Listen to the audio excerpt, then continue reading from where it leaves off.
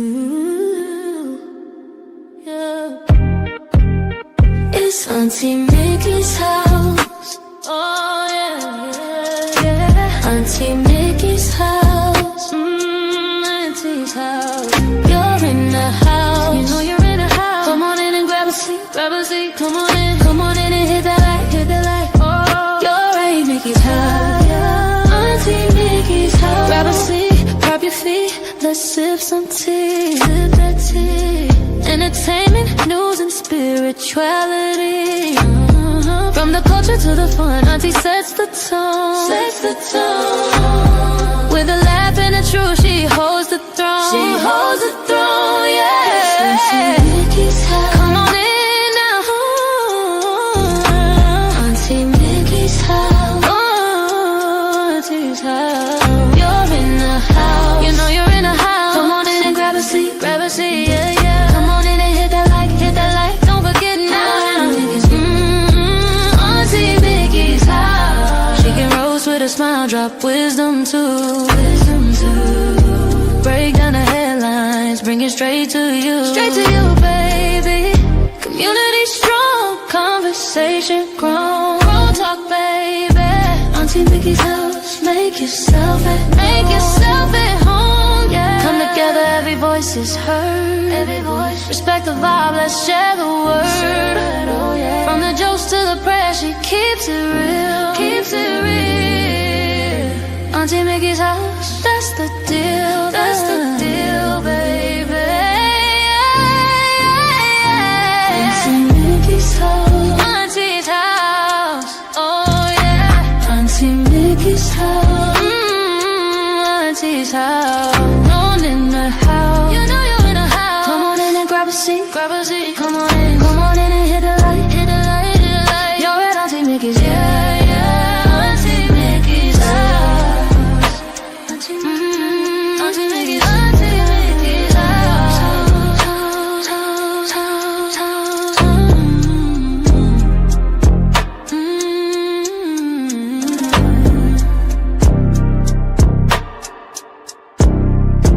Auntie Mickey's house.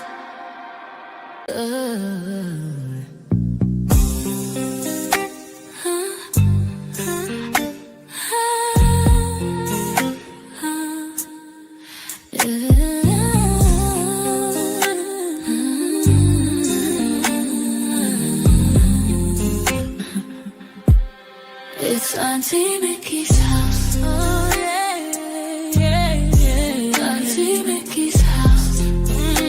Auntie's house. You're in her house. You know you're in her house. Come on in and grab a seat. Grab a seat, come on in and hit that light, hit that light. Oh, you're at Auntie Mickey's. Yeah, yeah, yeah. Yeah, yeah. Auntie's house. Auntie's house. Auntie's house.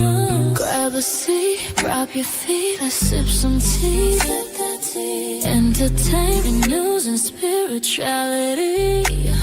From the culture to the fun, Auntie sets the tone. With a laugh and a truth, she holds the throne. She holds the throne, yeah. Auntie's house. Oh, Auntie's house. You know you're in her house. Come on in and grab a seat, yeah. Come on in and hit that light. Don't forget. Auntie Mickey's. Auntie Mickey's house. Auntie Mickey's house. Oh yeah, yeah. She can roast with a smile, drop wisdom too. Wisdom too. Break down the headlines, bring it straight to you. Straight to you, baby. Community strong, conversation grown. Don't talk, baby. Auntie Mickey's house. Make yourself at home, yeah. Come together, every voice is heard. Every voice. Respect the vibe, let's share the word. Oh yeah. From the jokes to the prayers, she keeps it real. Keeps it real, keeps it real. That's the deal. That's the deal, baby. Yeah, yeah. Auntie Mickey's house. Auntie's house. Oh yeah. Auntie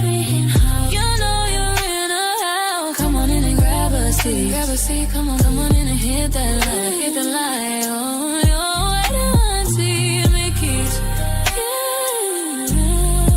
Auntie Mickey's house, Auntie Mickey's house, Auntie Mickey's house, oh.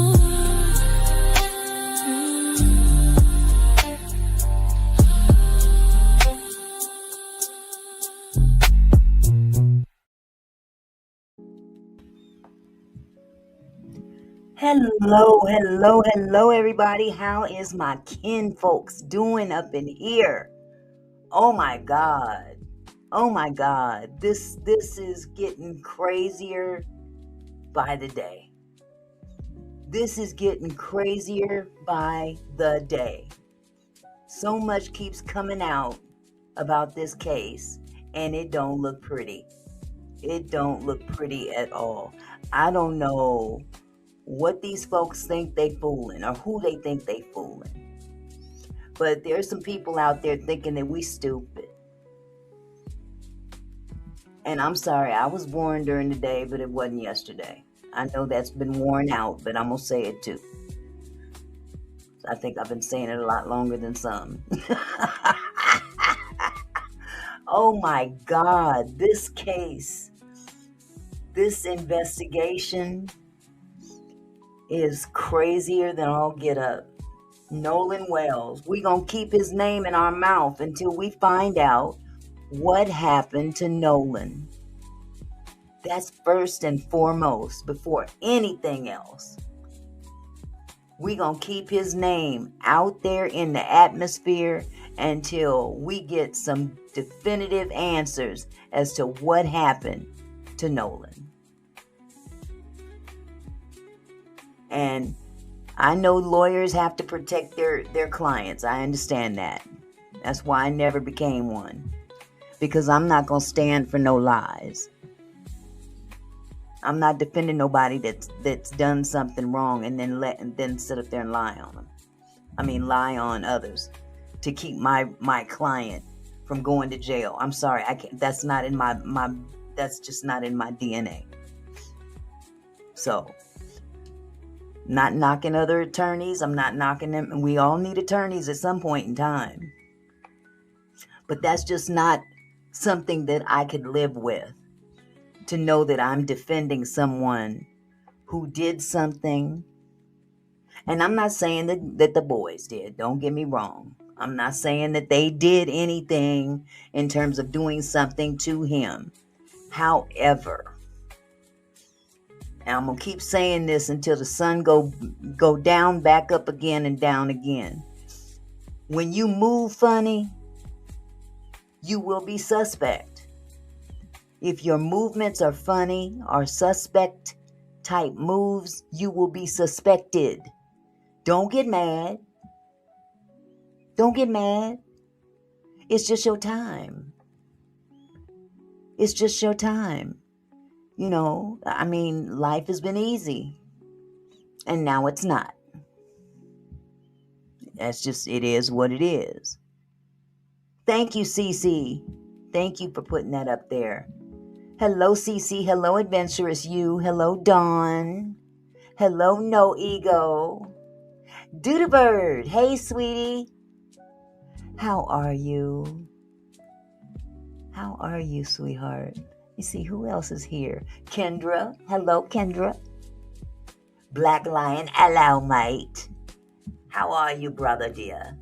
And, of course, my baby. My baby's here in the house. Gotta have that support. Because he knows what I go through trying to set up these shows. And, man, I don't know how people can do it on a regular, on a daily. Hey, Smokey. Hello, sugar. Oh, man, I'm happy now. Long time no see. Long time no see. I'm here to tell you. It's good to see you. So, yeah, I'm back at it again, talking about Nolan. Actually, it's actually diverted from Nolan and focusing more on his, I can't stand the word friends in this particular situation because I don't view them as his actual friends. So I would have to, in my opinion, call them frenemies. Because if you let them tell it, they left him on that island, and a true friend wouldn't have done that. But I personally don't think that he was left on the island. I believe that he was out on that boat. Because we can't ignore that Ceto call. We can't ignore it. We heard what we heard. Smokey says, I'm listening to you lounging by the pool. Child, that's where I need to be. Feet in the water. Hey, Camille. How are you, sweetie? Oh, my goodness. This case, I think I've said it before and I'll say it again. This case really is heavy. And to go through this and try to keep up with all the details is even heavier. But as you go through these details, and then you think of them parents, Jesus. You think of those parents and what they're still going through. I don't know if you guys even saw the video. I saw the video of when they were taking his body and putting it in the coroner van. And his mother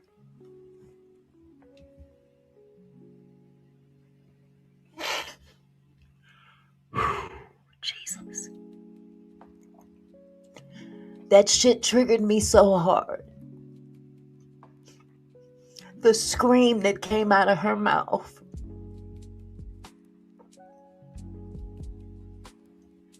They showed her literally screaming.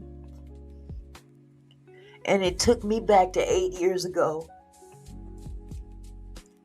when I was sitting on the side of the shore as they pulled my son out of the water. I know what that scream feels like. I can't imagine being her right now because she don't know. She don't know what happened. She don't know what happened to her child. I know what happened to mine.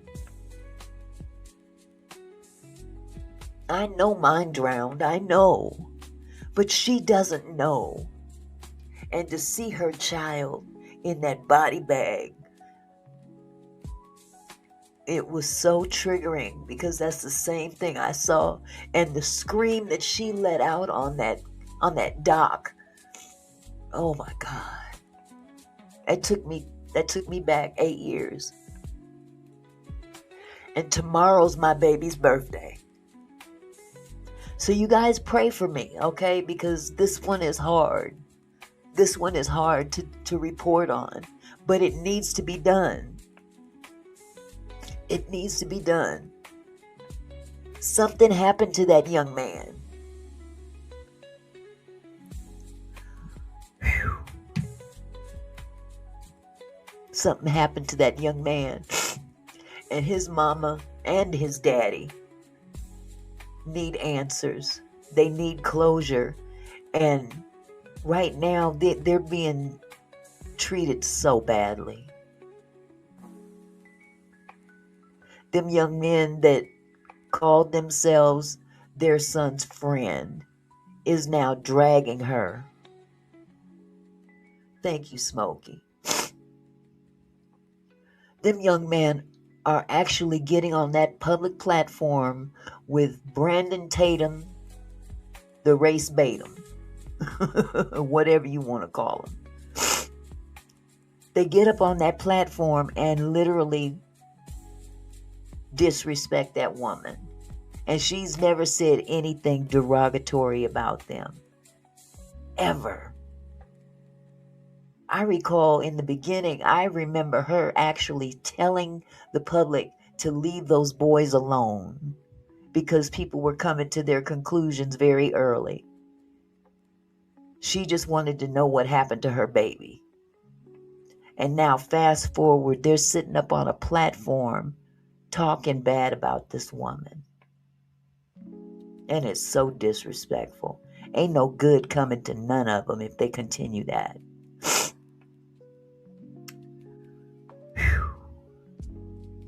Hold on just a second. Hold on.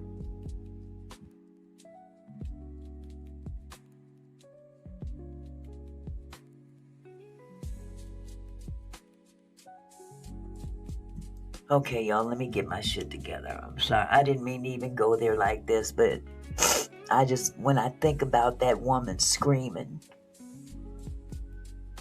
and it totally caught me off guard. But it took me 8 years ago. It took me back 8 years ago.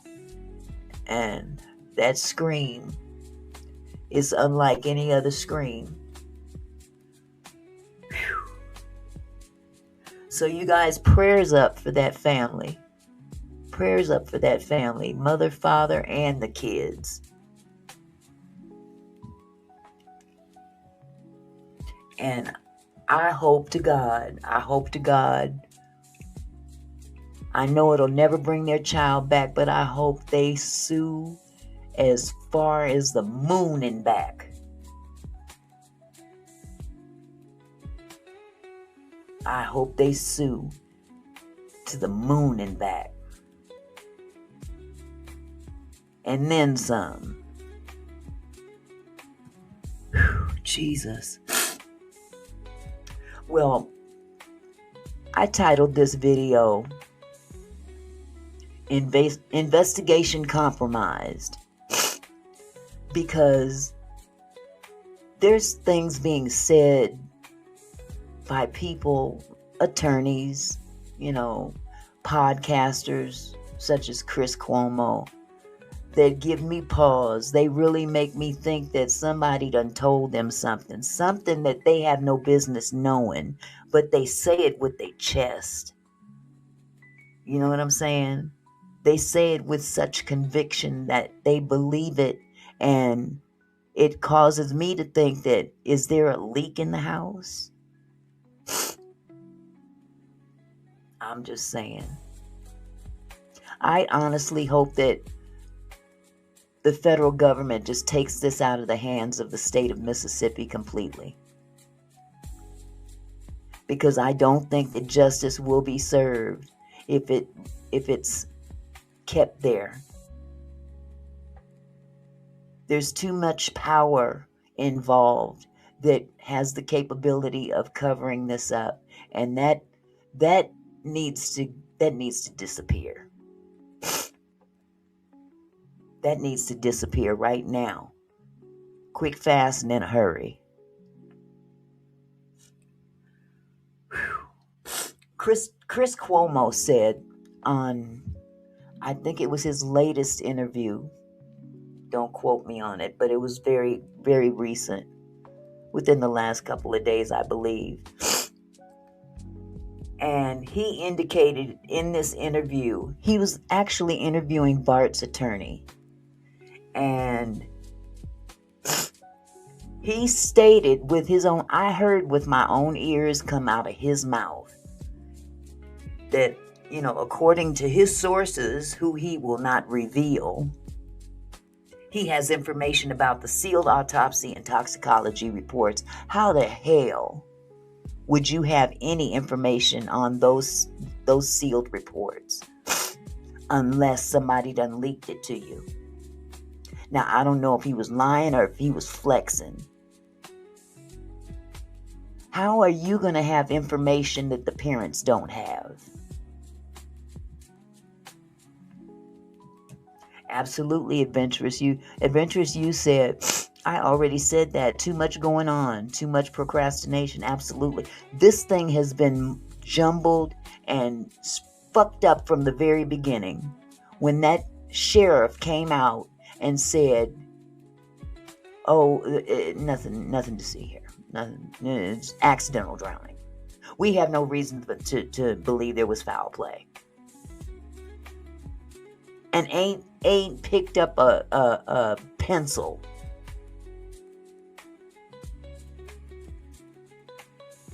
to investigate anything. Herbert says they are out there. The parents have it and know it's not going to help their case. What do you mean? They are out there.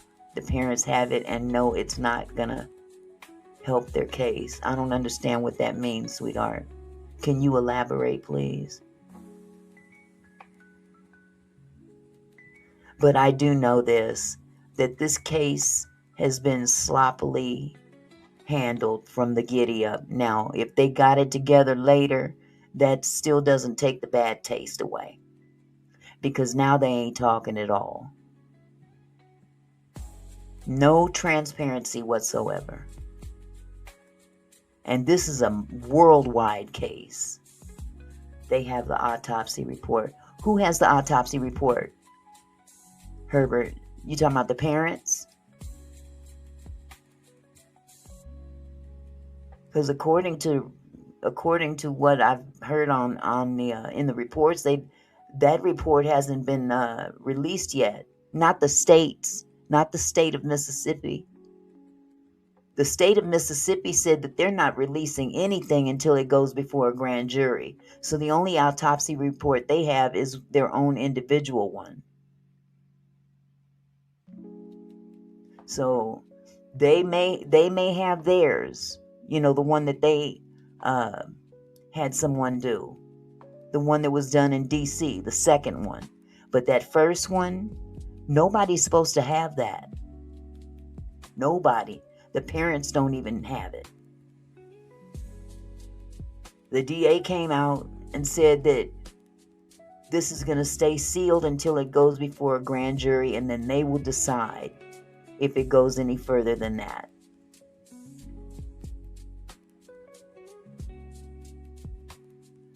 Not that you know what, Herbert, they probably did, but the toxicology report hasn't been completed yet. The autopsy report was incomplete and inconclusive because Mississippi withheld the neck structures, the throat structures, and the stomach, and what else was that? The stomach and something else. I apologize because I'm not, my notes to that part are in the other room. But whatever the case may be, they withheld specific things. Lungs, thank you, Cece. The lungs and the stomach, which could have indicated drowning quickly. I mean, easily. That's one of the easiest things to detect. Drownings. But by keeping that throat structure, that could tell you something else. Yes, the esophagus, the larynx, trachea, that other bone that I can't pronounce. That area, and then not to mention the redness in the back of the head. And I think in an earlier live I indicated what my belief to that was caused by. That naked chokehold. That jujitsu naked chokehold. Where you take one arm and put it around the neck and the other arm and go around the back of the head and squeeze. Wouldn't break the skin. And that can cause asphyxia. Or even a hanging. You know what I'm saying? There's a reason that they kept those throat structures. There's a reason for that. But if this is in fact true, that Cuomo and others have gotten a little inside information, that's illegal. That's illegal as hell. Because this is supposed to be a closed investigation. Shouldn't nobody be knowing nothing but those that are doing the investigation.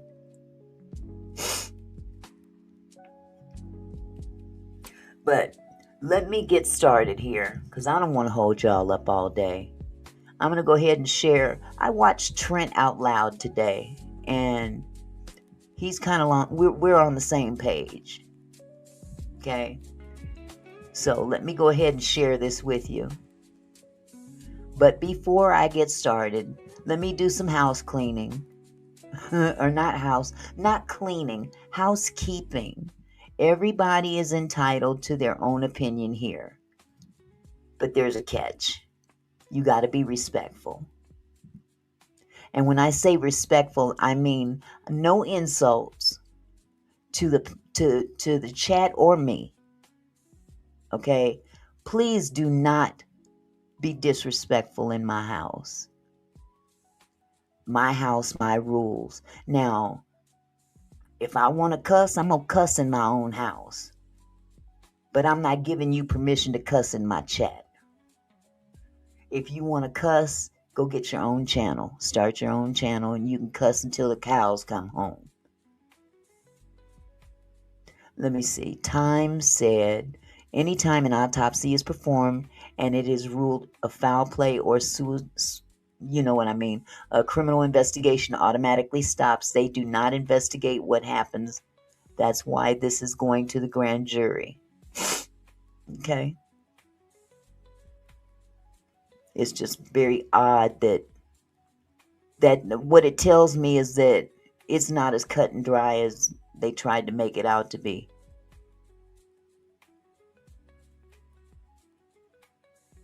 So yeah, that pretty much sums it up. Thank you, Time. I appreciate that. Nupak Shakur. How are you, love? Oh, my goodness. Okay, let me get started on sharing this video with you. And I will be stopping the video periodically to add commentary so YouTube doesn't hit me upside the head. You know what I mean? So, without further ado, let's get started here on Trent Out Loud. I'm looking at the wrong screen. Okay, here we go. Chris Cuomo sat down with Bart's lawyer, Russell Latino. This is where he, I think, accidentally leaks information that he has access to Nolan Xavier Wells' autopsy and toxicology report.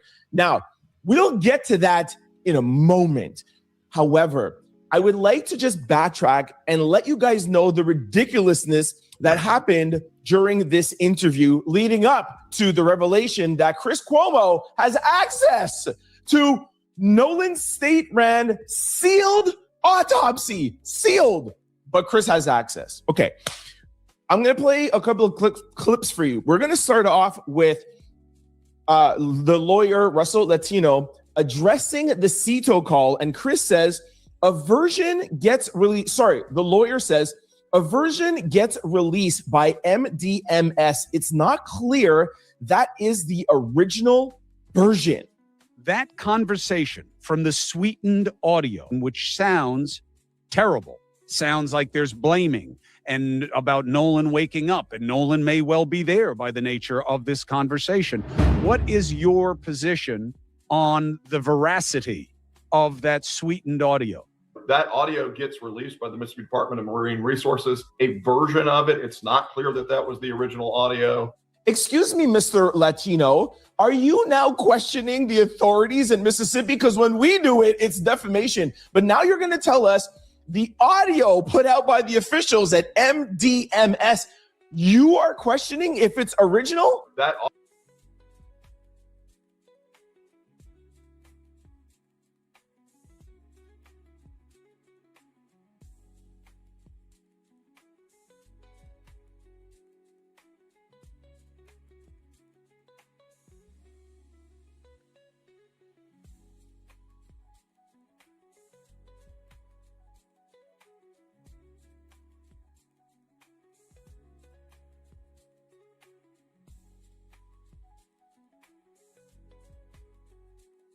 Child, I am so sorry. I apologize. I so apologize.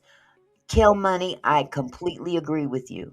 Okay, and I'll go so far as to step out on a limb and say this. I think it goes even deeper than that. And the reason I say that, okay, is that remember, Nolan wanted his phone back. Okay? Y'all follow me? Put a 1 in the chat if you understand where I'm going with this. Nolan wanted his phone. There was an altercation that was caught on video. And you can clearly hear Nolan saying, "Give me back my effing phone." Now, Trez, or whatever his name is, he tried to step in and say, "Oh no, that was me." But Trez is about 2 feet tall. Let's be real. These two guys were standing face to face. Nolan was 6'2". So, I'm not buying Trez's story. But Nolan wanted his phone back. And something in my gut tells me that somebody didn't want whatever Nolan had on his phone to get out in the public. There was a lot of adults there on that island, as well as children, or minors, I'll put it like that. And yes, a lot of those minors were drinking in front of adults. So yes, parents are being, in my opinion, possibly being protected.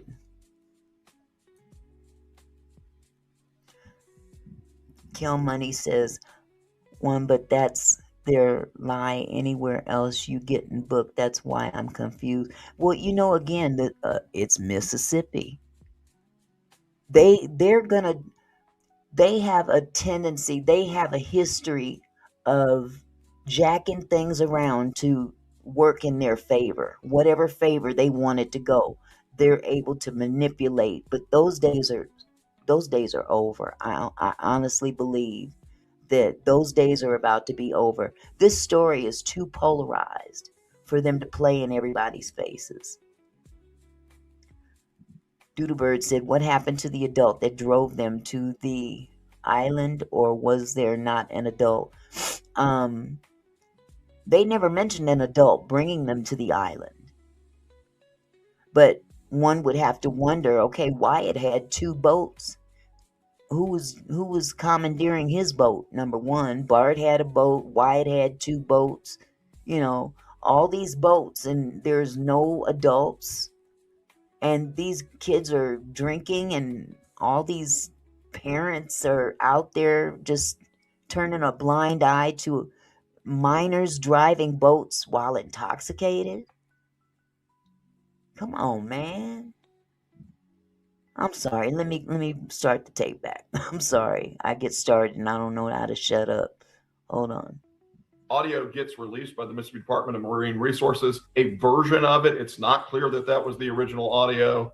Now, listen to Chris ask Russell Latino about Bart's potential implication in Nolan Wells' passing.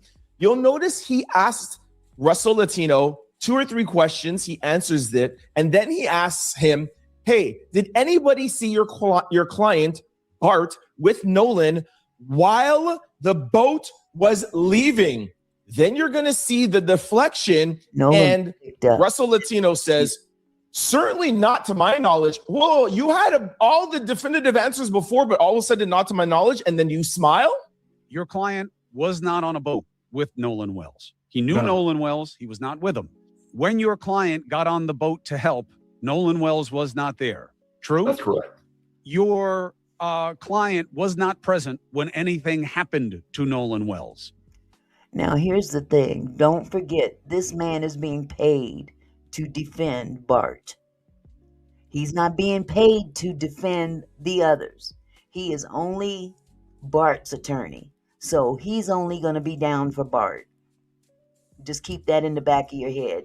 Because when Bart's name came up on that CETO call, he hurried up and lawyered up.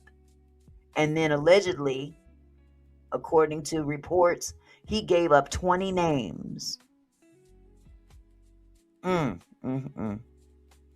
Is that true? Yes. your client was never part of a conversation where other people were panicked about what had happened to Nolan Wells. That's correct. And no one saw your client with Nolan Wells while the boat was leaving. Yeah, I mean, certainly not to my knowledge.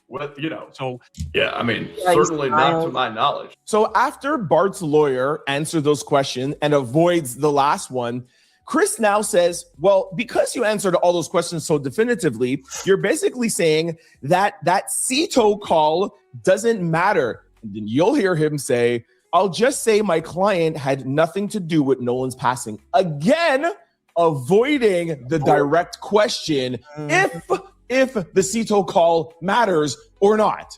So then it doesn't really matter what the sweetened audio says unless there was another guy with the same name as your client who was on that boat at a different time. Other than that, your suggestion is it cannot be accurate. Yeah, I will just say again that my client had nothing to do with Nolan Wells. Oh, the deflection does not stop there, people. Chris now says, does Bart remember the last time he saw Nolan on the island? Bart's lawyer completely avoids the question because he's like, okay, I know I've been ducking and dodging, but let me just completely avoid it now. Then he starts talking about Bart being 21 years old. Does your client remember the last time he saw Nolan Wells at the event? Does he remember the last time he saw him there? Yeah, what I would say on that is he has told me that he did see Nolan that day, but that they really didn't interact that day. One of the things to appreciate here is that my client is 21 years old. Does he remember the last time he saw him there? Okay, now let's get to the most important clip from this interview where Chris talks about the autopsy. Now, I am hearing from sources that I will protect close to the investigation that... Y'all caught that, right? From sources I will protect. From sources I will protect. You're talking about a closed investigation. So, what are you talking about? What sources are you protecting?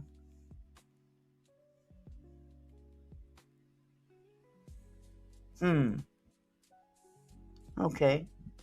The investigators do have more information. Listen to this. From their autopsy. You have also heard that they know things about the first autopsy. There are things that I know that I think the average person doesn't know. I think there are things that I know that the average person doesn't know that are... Did you hear that? Did you hear that shit? They both up here flexing. Neither one of them supposed to know anything about what's in those autopsy reports and toxicology. That's supposed to be held sealed. But somebody's out here flexing for clicks and views or something. I don't know.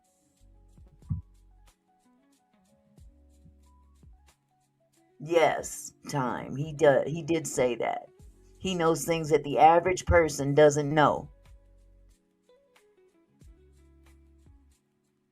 You really telling on your sources, man. You may not be dropping names, but you dropping the fact that you got some sources that ain't got no business talking. Not points of speculation. All right, sorry, don't mean to interrupt, but notice how Chris just flexed his muscles there to say like, oh, well, I have more knowledge than the average person. That just lets you know that he is more concerned with leaking this information for clicks, for views, for his notoriety than he is trying to solve the case. Because if you have this information, why aren't you telling Nolan's parents about it? Why are you on here telling the YouTube? And why are you here flexing that like, well, I know more than the average person? Chris? They found evidence of water in tissue and cavities consistent with drowning. That there was water there, but it is not conclusive. I am being told it is consistent. There you have it, folks. Chris Cuomo is letting you know that the autopsy results that are sealed that the DA promised would go right to the grand jury and not leak out to the public. We still have zero information from Ben Crump that any of this is even going to the parents or any lawyers, but Chris Cuomo knows the results are drowning.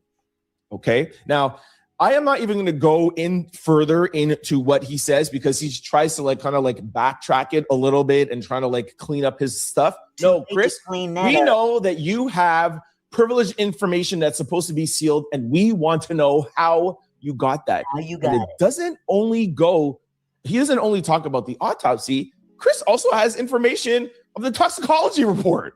Also, the toxicology early on shows a significant level of blood alcohol, the BAC level, as they call it in the body. Now, I'll address that alcohol blood content thing in a minute. Wow. Listen to when Chris now asks Russell Latino, Bart's lawyer, hey, you heard the same thing about the toxicology report. Watch him come out now and be like, okay, I'm not even going to deflect. I'm just going to come out and tell you, Chris, I want no parts of this.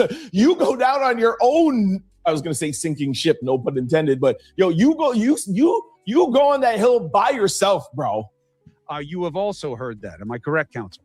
I'm going to wait till the pathologist puts out. Smart dude. Now, let's address the toxicology information that Chris has. Okay, so suppose he did have alcohol in his system. What about Jax? What about Bart? What about Warren? What about them? What did they have in their system? Now, you see the picture that they're trying to paint of Nolan? You see the picture they're trying to paint of him? Oh, yeah, he was drunk. He had drugs in his system and da-da-da. Like he was just sitting off in a corner somewhere by himself doing all this. Come on now. Where'd he get it from? What adult bought the alcohol? Let's start there. Let's start right there. And these other three were conveniently not taken in, interrogated, and tested. That's that white privilege. Let me keep going. Oh, that's right. We will never know what was in their system July the 4th because they were never arrested. They were never tested. Nothing. It's been 31, 32 days and they're just walking around. Oh, yeah, they answered some questions. If you would have arrested them, you would have been able to test them for these things. I'm not saying they're guilty, but let me tell you this. If it was the other way around, let's be real. If it was the other way around, especially in Mississippi, if them were 3 black dudes and a white boy, do you really, really think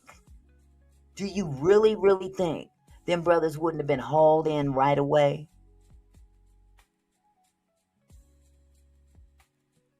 They would have been hauled in so quick, they might still be sitting there right now. Because that privilege comes with money. That money pays your way out. Whether it's on the legal side or otherwise. Shady deals go down all the time when you got money and you're privileged. But there was enough grounds to at least arrest them, and you would have known what was in their system. But now the headlines, according to Chris, when it comes out, is going to be Nolan had alcohol, and now when you mix it in with the drowning, it's going to come out and say, well, he was drinking, whatever, he drowned, he just did this to himself. And now you know that Chris Cuomo has been compromised. He's over on the TMZ side. He's over on the Bart side. And that is where Chris has decided to sit. This is clear after this interview. Like I said, why weren't the boys tested? How come we're not going to know what was in their system? And not only that, let me just say this. If he's got information, if he's got privileged information that he has no business having, because this is an open investigation, chances are others do too.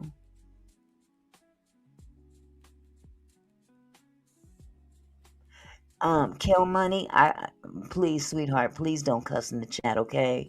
I understand that you're passionate about it. I am too. But please don't cuss in the chat, okay, sweetheart? I appreciate it, love. But I totally understand what you're saying. I feel you. I feel you for real. Satin said, look at Warren now. He looks if he has nothing, absolutely nothing in his system. Yeah, Warren looked like he's really depleted. It's okay, sweetheart. It's okay, Kel. It is okay. I totally understand. But yeah, if you look at Warren in the last interview, well, tonight is part 3, I think. Yeah, part 3. Them first 2 interviews, part 1 and 2, my God, Warren looked like he's literally like borderline anorexic. I mean, for real, for real. I'm going to keep my own thoughts on that one. But you know, sometimes God has a way of reminding you. It's going to come out. Nolan was the crazy one, right? The one black guy in the crew, he was the crazy one drinking. Y'all were cool, right? Okay. Please do not allow Chris Cuomo to go unchecked. Chris, where did you get this information from about the autopsy and the toxicology report? What are the leaks? Where are the leaks? This is supposed to be sealed. And Chris, why, if you have this information, since you're such an ally, because you've had Ben and you had Christine and Elmore on your show, and you pledged to them that you want to try to find the truth and you want information, why don't you go to them instead of going to your YouTube subscribers? That is a question I want to know. Okay. Thank you. Now we're done with Chris. Let's move on to former Officer Coward, the new lawyers, and the fact that they went to the island over again on the weekend, and the interview. Okay, I think I'm gonna skip this part of Trent out loud because I do have the interview with Tatum, and what he's basically saying we're gonna cover in the actual interview. Okay, but yeah, I just it kills me. Warren, first of all, let me just say about this interview.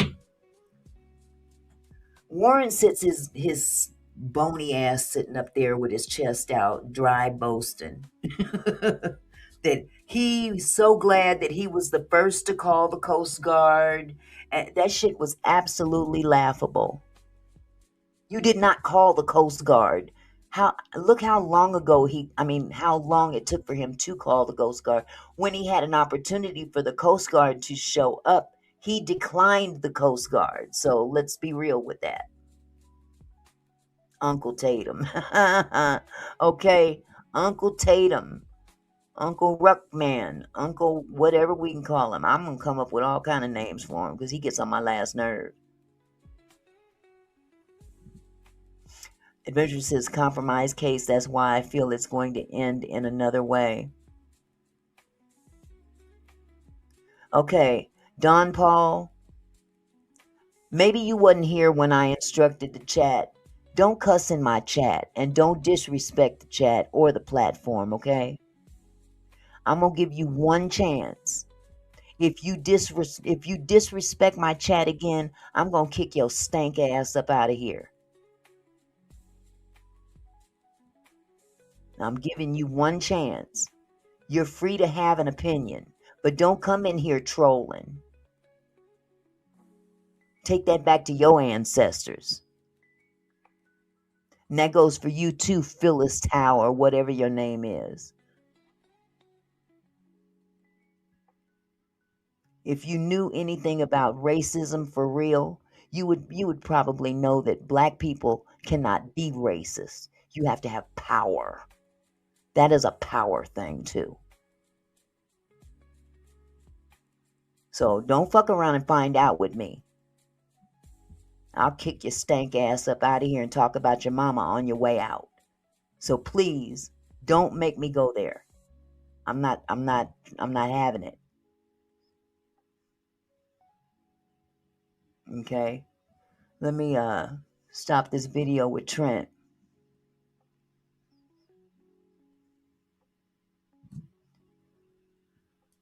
Okay, so like I was saying, Warren got up on his high horse and, claiming that he's so glad that he was the one to call the Coast Guard, and you didn't call the Coast Guard until 11 o'clock after you talked to Nolan's mother, for one thing, several hours after leaving the island, and you had Nolan's cell phone as well. Cussing is for me to do, Tanya. It's my house, so I get to reserve the right to cuss. Me only. My rules, if y'all don't like my rules, you are free to leave. It doesn't make me no difference. But you're free to stay and speak your opinion, because everybody's entitled to their opinion. Okay? Oh, Jesus. I'm going to stop reading this chat in a minute, because I got a show to do. But yeah, he actually called Nolan's mom, knowing that he had the cell phone, asking Nolan's mom, have you heard from Nolan? How you going to hear from Nolan and you holding on to his phone? Wrong. But yet you still continue to attack her. That's the thing that bothers me. Okay. And then these other dudes come up from some proverbial rock for the first time on this platform, and they start talking crazy too. Nolan's mom came out blasting us from the get-go. When? When did she blast you? While you was sitting up there, your scared ass was hiding up under a rock somewhere. This your first time coming up from up under that rock. So please take several seats. Leave Nolan's mama alone.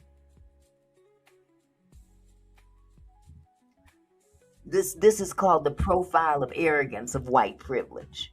That's what that is. Oh, really? Dizzy kids. Okay, well, take your dizzy ass up out of here. How about that? I'm not giving no more warnings. I'm not giving no more warnings to you racist ass people. When are blacks going to learn how to swim? When y'all going to learn how to do some things on your own other than steal, kill, and destroy? Bye.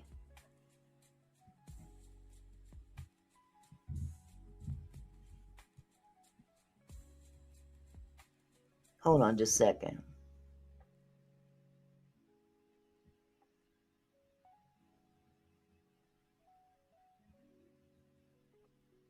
Hold on just a second.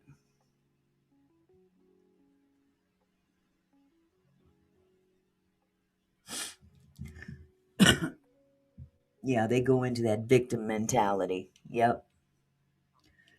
Tatum asked a very specific question during this interview that I hope you guys catch, okay?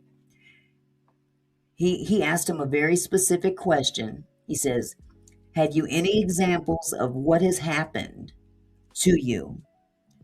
Have you had anything online, threats online? Do you have any examples of people accosting you? He actually said the word accosting twice. So, he put emphasis on that word. So he says, have you had anything like that? And he said examples twice as well. So he was clear on what he was saying. So he wanted specific examples on their experience of the threats that people were putting on the boys, or young men, I'm sorry. And let me put the definition of accosting up here, because maybe some don't know. Maybe some of these people that are coming in here talking all this shit, maybe they don't know what accosting means. So let me put it up for those that may not know, because they're so busy trying to rage bait. Hold on a second.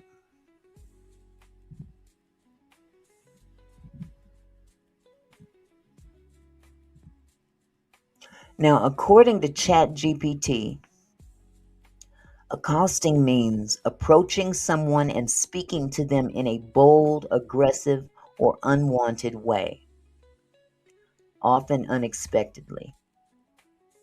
Okay? Hold on just a second here. My mods, load up your you know what's. You have all permission to aim fire when they get out of line. CC, who else? I think I got at least, Satin is a mod. So anybody that's a mod in here, please do what you got to do. I'm cool with it. Because they going to F around and find out today. Okay. The definition, accosting, the verb, is the act of approaching and addressing someone, especially in a way that is forceful, confrontational, or unwelcome. Examples would be, she was accosted by a stranger asking for money. The reporter accosted the celebrity outside the restaurant with difficult questions. Or the man was accused of accosting pedestrians on the street. While accost can simply mean to approach and speak to, in modern English, it usually carries a negative connotation, suggesting that the interaction was unwanted, intimidating, or intrusive. Okay, so that's the definition of accosting someone, just in case someone didn't know, because he did use that word twice. Okay, thank you, Mr. Phillips. I appreciate you. And FVR Blessed, Favor Blessed, 888. Thank you so much for the 10 jewels and the 2 jewels. I really appreciate you, love. Thank you so much. Bless your heart. Okay.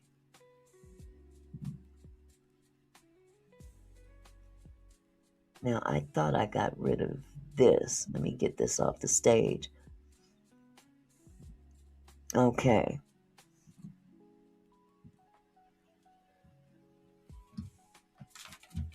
Hold on just a second.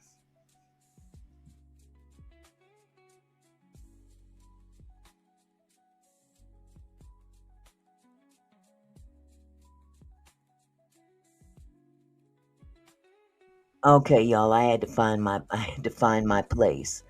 So the first kid answered, "We've had countless threats online. Been spotted." Now this is a quote. Then passed it off to Warren to answer, which I thought was kind of odd. He couldn't answer the question in full. He just kind of passed it off to Warren.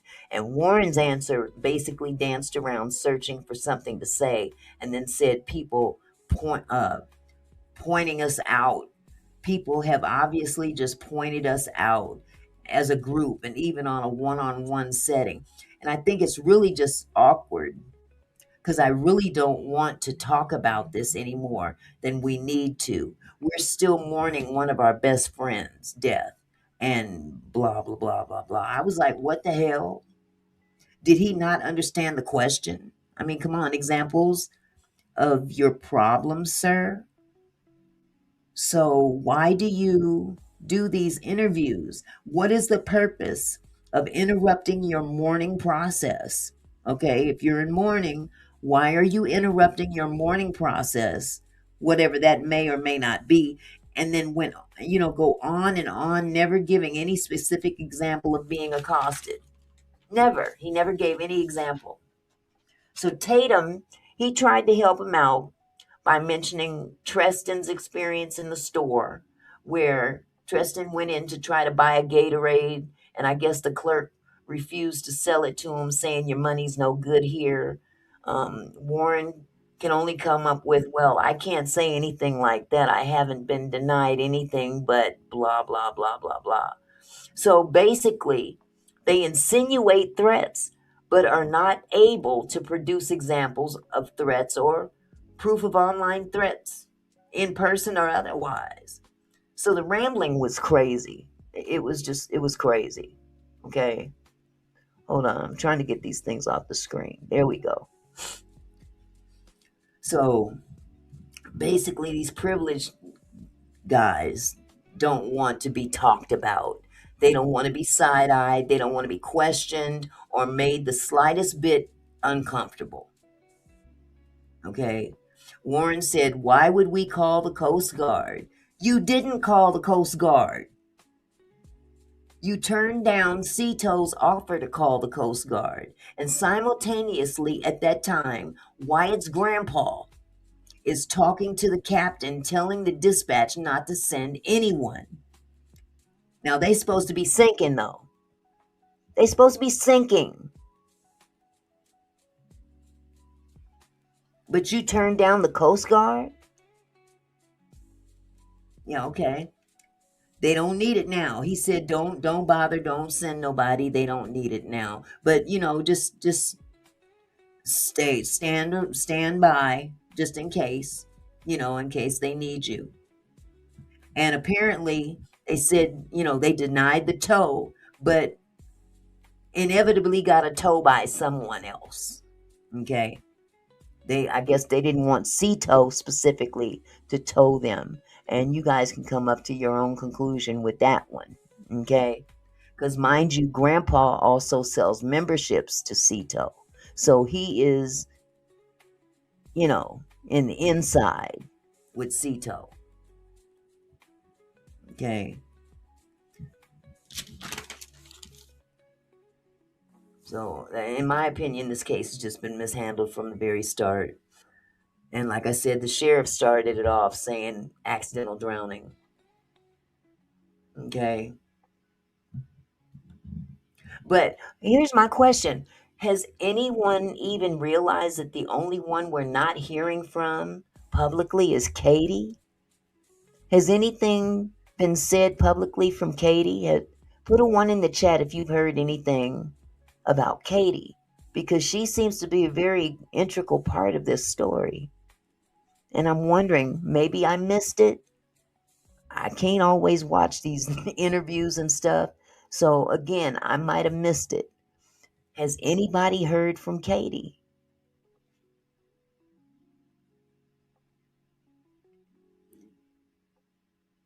Last thing I heard, Katie was cooperating. That's all I heard. So maybe they are doing something on the up and up. Okay. Cece says, only one thing, claiming she claims nothing. Crazy. That's crazy. Oh, Lord. But if he drowned, the state would have said so long, if he really drowned, I believe the state would have said so a long time ago. Keeping those throat structures, as well as his lungs and stomach, tells another story. Exactly, Adventurous You. It's gotten so garbled, so mishandled. And I think that's by design, honestly. Okay. But I do know this. Holding that throat, those throat structures, the real cause of death could be right there, could be answered right there, but they don't want that answer out there. That's a good question, Big Mac. Don't know. Do not know. Okay. But what kills me is this give, send, go. I believe, that they've set this up, even though they said that they're setting this up so they can go after content creators. Something tells me that they might be low-key scared and raising money for defense. Not going after content creators, because you're going to have a lot more money than $200,000 to go after all the content creators and the people in the chat and anybody else that might be speaking their mind about it. Because you're going to have to prove, you're going to have to prove some shit. Okay. But The other thing they could possibly be raising that money for is to put toward that civil lawsuit that may very well be coming their way from the parents. Because, oh yeah, they got grounds. They got grounds. We may not know the specific grounds, but they got grounds. You know, words do matter. And I know I heard one of them boys say, I wish this never happened. Or I wish we never went out on the 4th of July. Wish what never happened? Can you be more specific? I wish this never happened. You know, they said that they picked up Nolan. He didn't drive himself. They picked him up. This is how I always got the vibe when they referred to Nolan. I mean, it just sticks with me. They spoke of him, even though they always said he was like a brother to us. When they were really talking about him, they would say little slick shit like, yeah, Nolan was, always trying to come around us. You know what I'm saying? Let's see. The podcast, I believe, is to saturate the social media and influence their local township people, because those are the people that are going to be used for the jury. Yeah, the grand jury. Yeah. And that's another thing to consider. Tainting the jury pool. Absolutely. Satin said, like I said, the content creators are like metal detectors on a beach uncovering everything. Absolutely. It's amazing. It really is amazing to see. Because like I said before, this was not out there in mainstream media initially. So I'm going to go ahead and I'm going to start this video, okay? I done talked enough about it. I should have just played it, but please forgive me. I get started and I don't know how to shut up. So please forgive me. Hold on just a second, please. Let me get my screen ready so I can share.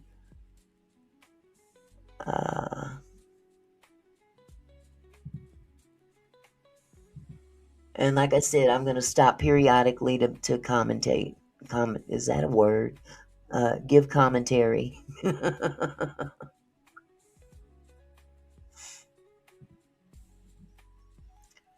And I want to make this to where you guys can see the full screen. Okay.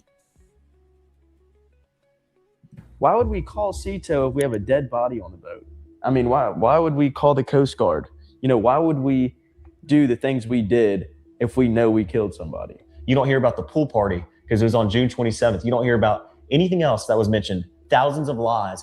And now, the audio comes back and all of a sudden we can hear Nolan yelling in the background, screaming, we're screaming about how he's dead. That's just a complete lie. If you just murdered your best friend on an island, the dumbest thing you could do would be to call the Coast Guard. What is your thoughts on that phone call to CETO? Some people have gone out and done enhancements to the audio, and in doing that, created a transcript manually. It doesn't appear that the transcript was derived from an automated system or have any, in my opinion, real integrity with it. What are your thoughts, first, you guys, on the audio, and then I'll get to you, Ed, on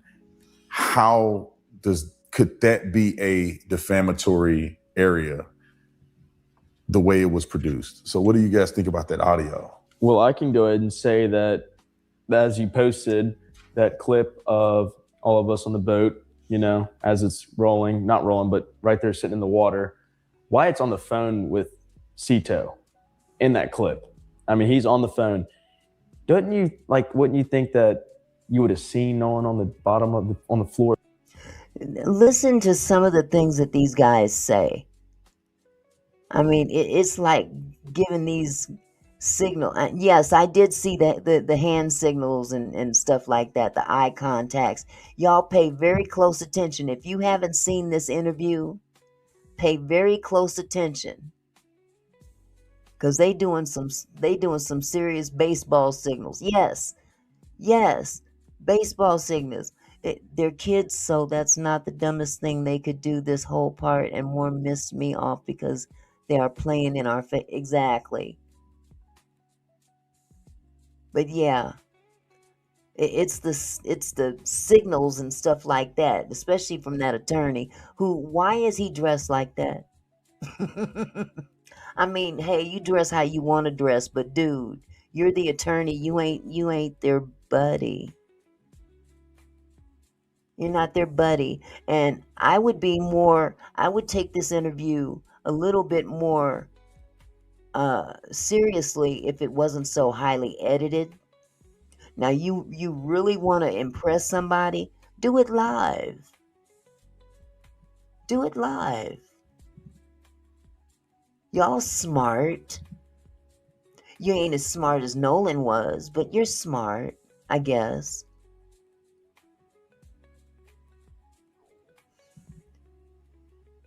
Time says no one shed a tear, and they were more up there talking about making themselves look innocent than it being about Nolan Wells, their friend, their so-called friend. Yes, they did have smirks. They were even chuckling at some point. Jay Brown said, "It's in their blood. They can't help it." Hey, if it looked like a duck, and it walked like a duck, and it quacked like a duck, what is it? It's a doggone duck. I'm waiting for somebody to stand up and start quacking in a minute on this video. Do it live with callers. I don't know if the callers, that would be a bit much. That would be a bit much.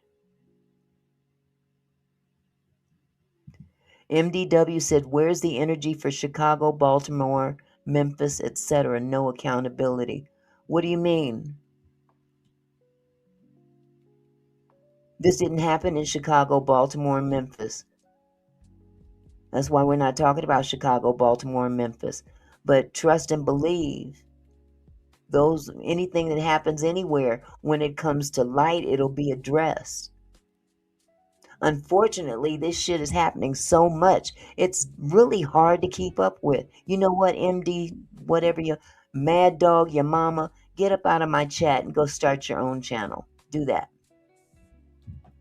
Disrespectful. Your mama clearly didn't teach you no manners. Hold on just a second. Oh, I just booted his ass out of here, so let me, Piffy. Thank you, sweetheart, for the 10 jewels. Thank you. I appreciate you. Raymond says malice is in their DNA. Let's continue. Or something, or scrambling around, or everybody in a pot, like in a small space on the boat looking at them or something. I mean, it's just so crazy to think that, why would we call Cito if we have a dead body on the boat? I mean, why would we call the Coast Guard? You know, why would we do the things we did if we know we killed somebody? And then another following up on that is, why aren't we in jail? Why would you go on an interview 3 times, 4 times? Why would you do that? I mean, you're asking, why would you do this? Why would you do that? As if that would exonerate you. I mean, why would we do this? Why would we do that? As if that would excuse you? No, that doesn't excuse you. The fact that you're pointing all that out further makes me look at you crazy. Why would you continue to get up on a podcast with a coon? With a coon. Tap dancing Tatum. You picked the right one, didn't you? Man, miss me. We see the play. Still yet. I mean, we're not geniuses. You sure ain't. We can't. There's no way we could have done a murder. There's no way we could have covered it up, especially out there with that many people. Nobody said you did. Go ahead. Nobody said they did. Did anybody in this chat say that they did? No. We're saying that your movements are suspect from the very onset of this situation. The fact that you're hiding everything but the right things. Like, why don't you go have a seat and let this thing play out the way it's supposed to play out like normal? See, you guys are so privileged that you think that you can control the narrative even now. If you're innocent, then let your attorney do his job. You don't have to do your attorney's job. That's his job. What's the point in paying an attorney if you're going to get up there and do more talking than him?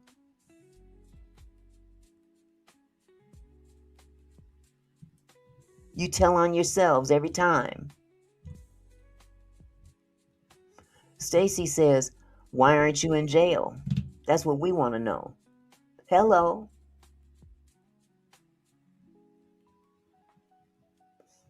Pippi says, exactly, all of that asking questions back. They're ridiculous. Harry says, they know something. They sure act like that. They sure act like it, don't they? They sure act like they know something. And cocky with it, too. Okay, Betty, you on that? Betty called it out. Okay, it's time for you to speak now. just like we practiced it. William said, they different down in Mississippi. This isn't the only black that got found unalive. Exactly. What's going on, police, detectives? What's happening? Exactly. They can't keep up with it all. Or should I say they're not trying to keep up with it all. We'll just put it like that. Because they certainly didn't in a million years think that they would be in this position right now. That police sheriff honestly believed that he could come out to those cameras an hour, not even an hour after Nolan's body surfaces, under the strangest of circumstances at that, and say, oh, nothing to see here, basically. It was just an accidental drowning.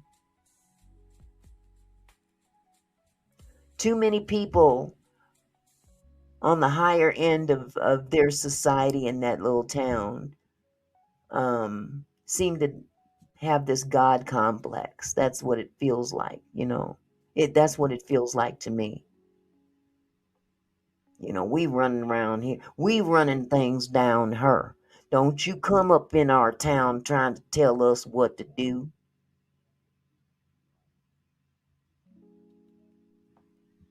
Yes, Dudeberg, cocky. That's not a cuss word.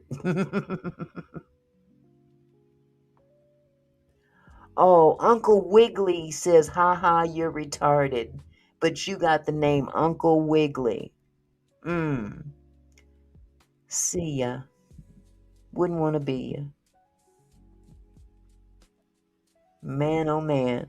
The level of disrespect.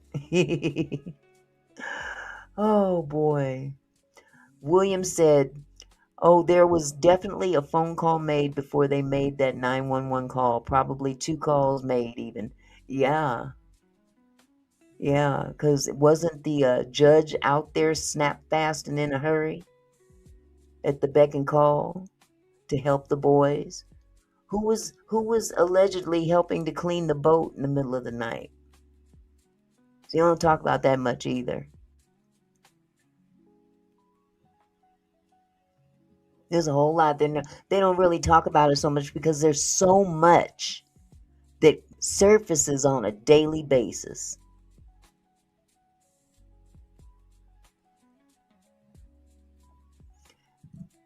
Dirty Harry says the system took him out, and these boys are also scared they got dragged into it. High society cults, KKK. Yeah. Hey, Mississippi burning. That's right. Get out of my head. Get out of my head, Harry.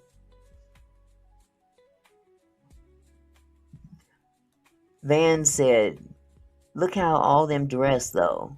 And the attorney.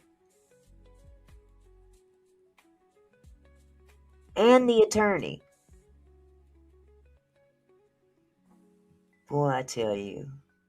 But this is crazy. WP says a lot of black people getting suspiciously unalived lately around this country. You're absolutely right. And it's sickening. It's sickening. That young lady last week, 29 years old, hanging from a tree behind a vacant house for 3 or 4 days. Man.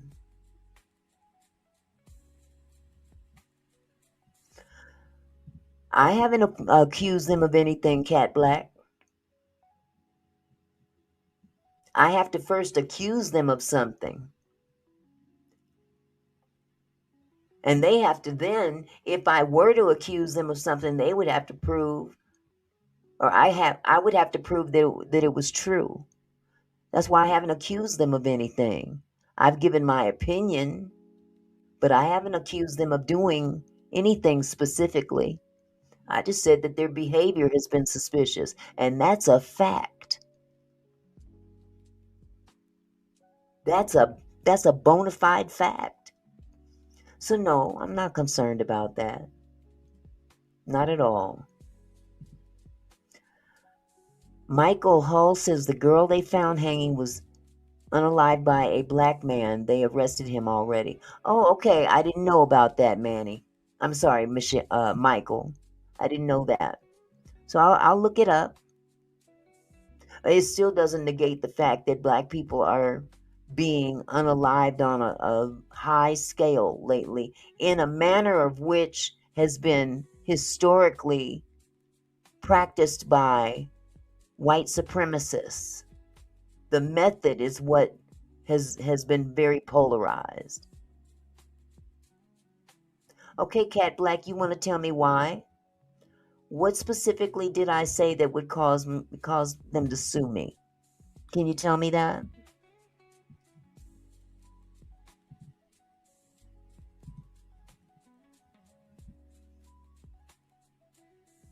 Because I haven't accused them of doing anything. I didn't say they did anything.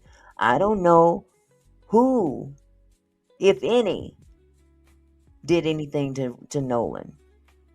I believe something was done to him, but I don't know who did it. I have no idea what was done because we don't know the results of the autopsy. I'm sorry, the manner in which he lost his life. We don't know those specifics. What I'm saying is that his so-called friends have acted suspiciously from the giddy-up. That is a fact. And I am giving reasons as to why we believe that they have been acting suspiciously. Those are facts.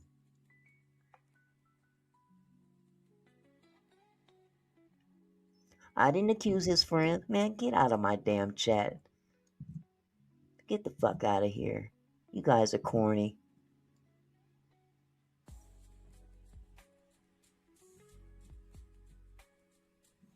Let me get back on this. I think, especially about the Cito call, I think people, regardless of who it is going to believe what they want to hear. I think half these people, or not half these people, but some of these people you can't convince. Regardless, they're going to believe what they want to believe. If they want to believe that my friends and I had something to do with Nolan dying, then they're going to believe that regardless of what you put out.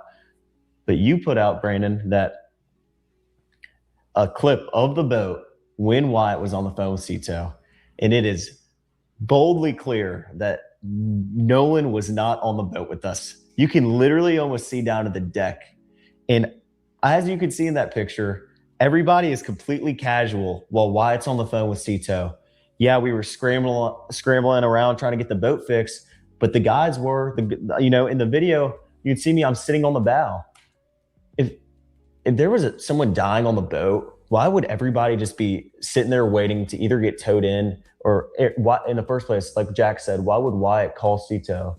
It's crazy. The reason we turned down Coast Guard is why would we call Coast Guard if Cito could pull us in? But we fixed the boat and we ran into Fort Bayou, and that's it. The Cito call was completely enhanced, and these people just want to believe what they want to hear. And that's exactly what they're doing. So it's just crazy to me that people have tried to twist this and twist the audio. When we came out with the first interview, it debunked half these lies, and now you don't hear about any of it. You don't hear about the pool party because it was on June 27th. You don't hear about anything else that was mentioned. Thousands of lies. And now, the audio comes back, and all of a sudden we can hear Nolan yelling in the background, screaming, we're screaming about how he's dead. That's just a complete lie. And it's another lie to push this narrative that people don't want to turn down. It's insane to me. Sorry to interrupt. I know you're enjoying this incredible interview. Make sure you hit the like and subscribe button and also join our membership program. Let's get back to the interview. And if you guys could say one thing to naysayers out there, in your opinion, that are naysayers, I want to give you, a 30-second opportunity to say what you would want to say to people regarding what you're saying on lies that have been told about you. And I could start here and we'll go all the way down to, and we'll end with you, Ed. But Morgan, if you had an opportunity to have this projected to everybody in the United States of America, many people who have made statements about you and about what occurred that day, what would you say to them? Like just a 30-second, this is what you would want to convey.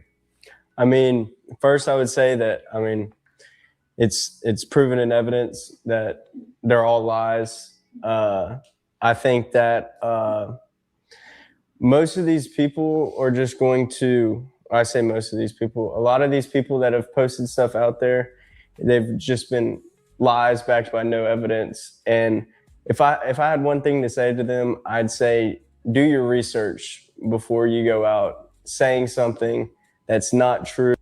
Do your research on what? You are the research. What are you talking about? You're putting yourself out here on a public platform to be scrutinized. If you don't want to be scrutinized, then don't get up on the platform. What do you mean, do your research? I don't understand that one. Maybe he don't understand what research means. I don't know. Okay. But it's funny because the video that Tatum provided, he provided this video, and Trent Out Loud requested this info a week ago, asking for the metadata on that video because Brandon standing firm that this is evidence that Nolan wasn't on the boat. Okay, can you provide the metadata as proof that this picture was taken that particular day? He has yet to do that. And it's been over a week. Okay, let's go. That could hurt someone. Just do your research. It's easy. All you have to do is just scroll like they do all day long. Scroll what? And find the evidence that's right in front of their face. Evidence where? It'll prove its own facts. Okay, this guy sounds really, remedial. What evidence what are you talking about? Scroll and find what evidence. You have yet to provide a lick of evidence. All we've had is words from them.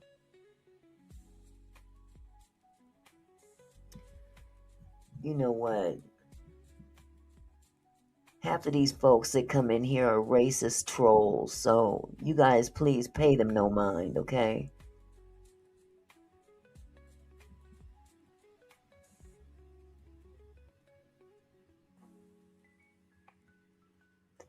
There we go. I would want to add on to that, do the proper research. Sort through all the lies. I mean, and a lot of these stuff, like you can just tell straight off the bat it's lies. And for one, it's defaming us. And for two, it makes you look like a dummy. I mean, like, you're just saying stuff, just pulling it out of who knows where. And you just look like an idiot on your phone making this TikTok or whatever. Like, do your research, man. Like, if you can't simply do that, don't get on your phone and start making a video.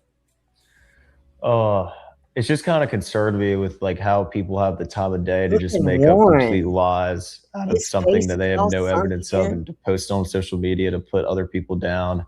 It's insane to me, like how, like, just people push this and, you know, want to make this a story that it's absolutely not. I don't know what happened to Nolan. My friends don't know what happened to Nolan. But for people to come around and say, oh, this happened for a fact, and I know this, and there's no telling me otherwise. Okay, hold on a minute. Mulchman, who are you talking to? So I'm a racist troll because I don't agree 100%. I wasn't calling you no... Who are you talking to? Are you talking to me? Because I didn't call you no racist troll. I was talking about someone else that I kicked out of here that said something very racially offensive. And like I said, you guys can have an opinion, but you can't come in here and be disrespectful to the other people in the chat.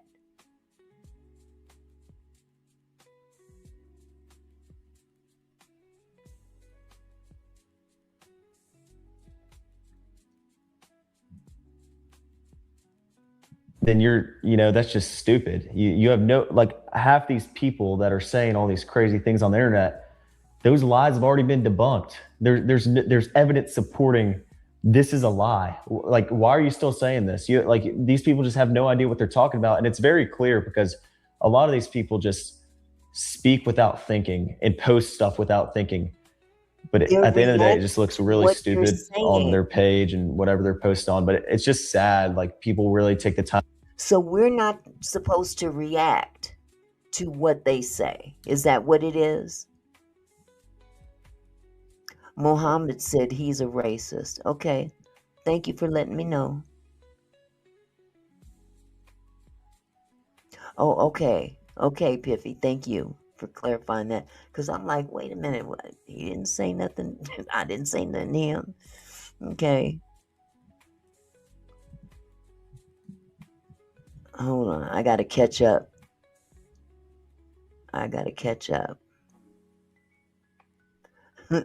Timu. Piffy, you're funny. I'm trying to understand what they're bitching and moaning because people are reacting to the things that they're saying and doing on this platform. I mean, why are you up there? What are you trying to prove innocence by, Jesus. I just don't get it. They're young. I'll just give them that much. I'm out of their day to post a bunch of BS lies on a bunch of 19 and 20-year-olds who have never done anything to hurt anyone and, loved their friend. Like, I love that man more than anybody. And like, so did all of my friends. And it's absolutely horrible that these people want to come on and push this narrative that we had something to do with this or we killed our best friend. It's just sick to me, Brandon. That's it. they loved him so much, but this is coming from the same guy that kind of low-key complained that Nolan was always tagging around them, tagging on to them. Wow. Wow, okay. Yeah. Well, this might be too long, but I have a few things I need to add. Oh boy, First here of we all, go. with respect to Warren, if you just murdered your best friend on an island, the dumbest thing you could do would be to call the Coast Guard, to call a federal law enforcement agency and tell them, hey, can you guys go out and check out this island and look for Nolan Wells? Well, that's exactly what Warren did. Warren called the Coast Guard. And that is one of many very compelling facts. He got back and he called the Coast Guard. Does that sound like a guilty man to you? And he indicated that he called the Coast Guard after he spoke with Nolan's mother after 11 o'clock at night. He claims the last time he laid eyes on Nolan was 3 o'clock that afternoon. You had Nolan's phone in your possession, and you called the mother to ask if she had heard from him, knowing that you had his phone, knowing that you didn't even tell her you had the phone. As a matter of fact, she was calling his phone, and it continued to ring and ring and ring. And if you had the phone, that means that you were ignoring the rings. That's a safe thing to deduce, right?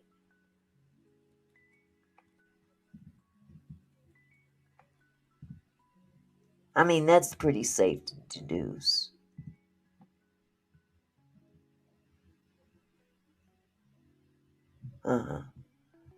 Hoo-wee. Well, one thing is for sure. The proof is definitely in the chat today, isn't it? Yeah, it's still alive and well. Okay. All right, now these are all American young men, incredible young men. Incredible. And they did a lot more than just that. I won't go through all of it now, but they did a lot of heroic things after the fact. And they did the best they could. And they tried for their dear friend. All of their actions are the actions of innocent men, not guilty men. But that was and again, heroic. they're categorically, completely, and totally innocent. All right, but that's not the end of it. This guy just met them, okay? He just met them. He's getting paid to say these things, so I can't really take what he says with much of a grain of salt. I just, he's just paid to do that. That's his job. And considering who he used to work for, yeah. This is one of Trump's old boys here. I'll say this again. Say it. If you lied, you won't be able to hide. If you lied, you won't be able to hide. And you're going to be held accountable. Is and that if you a lied threat? about these fine young men, these good Ocean Springs people, you're going to be held accountable. You're going to be sued. For what? I'll tell you, there are going to be lawsuits. Okay. Because we have already identified some of the worst offenders. Worst offender. And it may have felt good for them in the moment, instant gratification, sugar high. They got their sugar high. But long after that sugar high wears off, they're going to find themselves in court. And it's going to be excruciatingly painful. It's going to be painful. The only thing I can say about that is it won't be quite as painful as what they did. Is that Morgan, Jax, and Warren. Is that so Ed? I got one question for you, because the way you guys articulate the defamation, obviously, if someone puts out online lies, knowingly and intentionally do them, knowing that they're lies, in part, that's a part of the defamation. But is the racial component? Because when someone goes out and says things without evidence, there's a projecting that this was a racial encounter, is that a part of this defamation, or or does that not count as far as your tactics on defending them or defending their honor, I guess, in this situation? Well, one thing that we're never going to do is we're never going to speculate and we're never going to guess like some other folks who got their sugar highs and are sucking up all the oxygen in the room for now, and they'll have their day in court. But we can talk about what might motivate people. And I won't talk about any particular people because I am not inside their head right now. But I can tell you that racism for profit is a major factor here. And we don't have to name names. But racism for profit, generating outrage for profit, in the end, it's all about money. And we don't even have to think about whether the racism that these people are talking about is real or fake or anything like that. It's racism for profit. And it's part of the motive.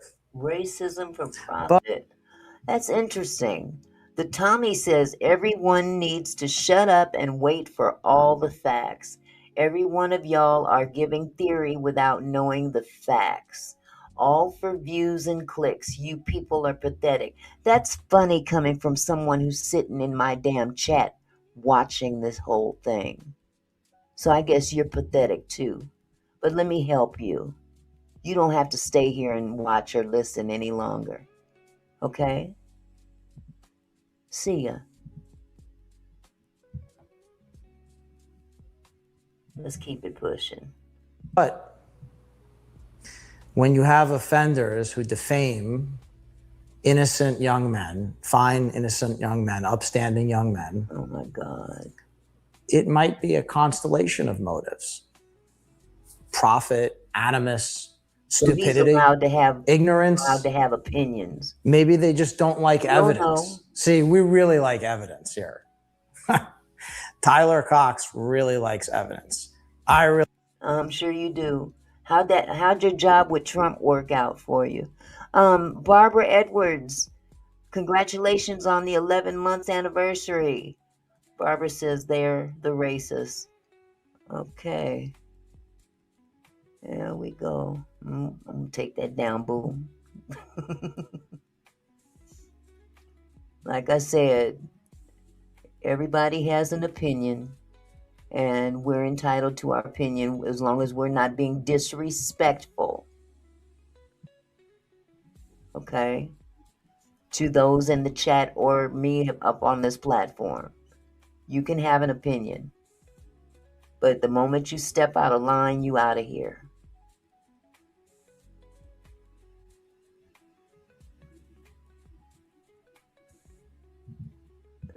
Click on this. Really like evidence. There we go. Morgan, Jax, Warren, we really like evidence. And that's the difference between the other guys and us.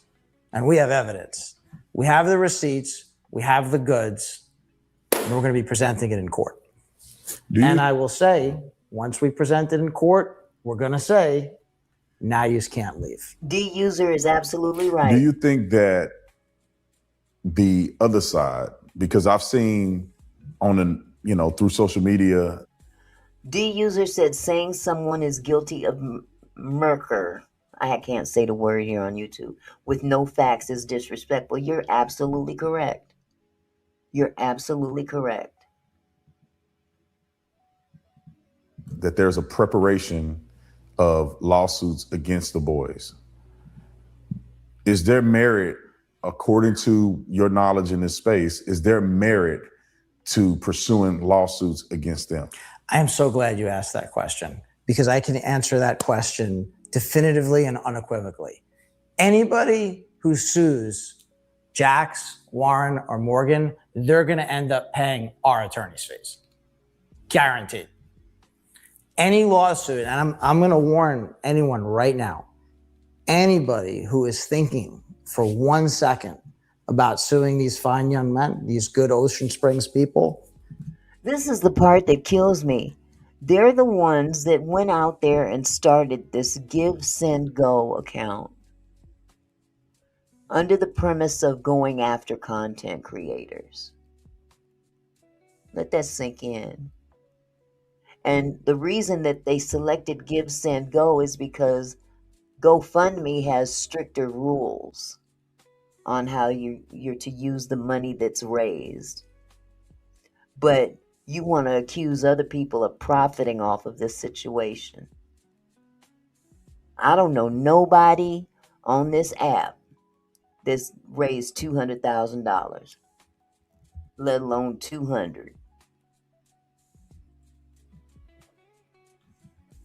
Nancy said, it's not racism for profit. It's not racism for profit. Is a black young man whose stomach and throat were cut off and his best friends had his phone and his keys and went to sleep like nothing happened. That's fact. That's fact.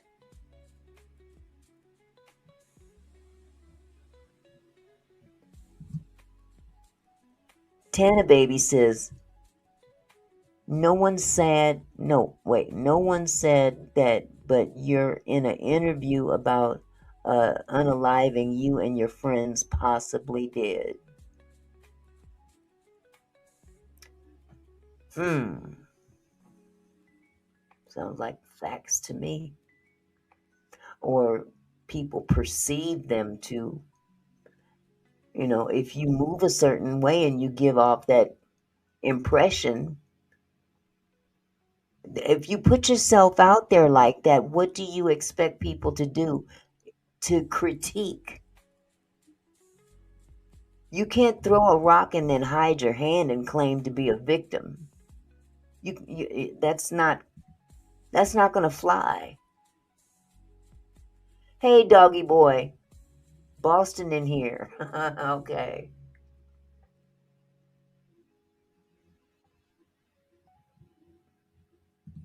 I'm trying to catch up with some of these comments.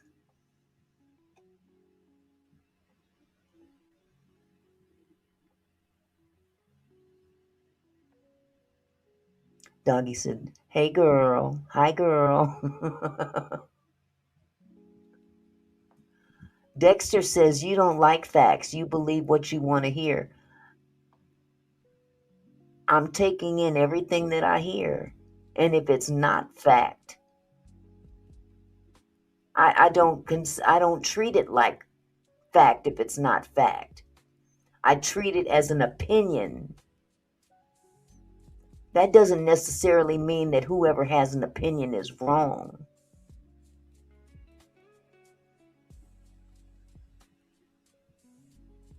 People got plain and common sense too.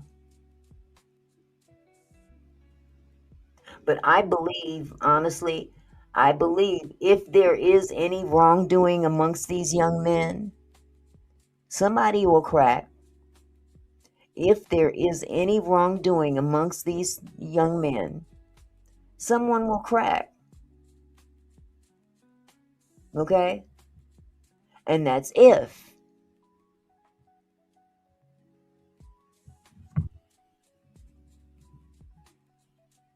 Hold on a second. You're going to pay their attorney's fees. You're going to lose. You're going to get annihilated. You're going to get crushed. You have nothing. Okay. And here's the beauty of it. We know you have nothing because we actually have the evidence. We know what happened. Good attorneys don't. And I'll just say it like this. We have a pair of aces like that with their, and you have 2-7 offsuit. He's not very professional. So with all the negative that's going on, obviously there's been positive that I've seen that have come y'all's direction.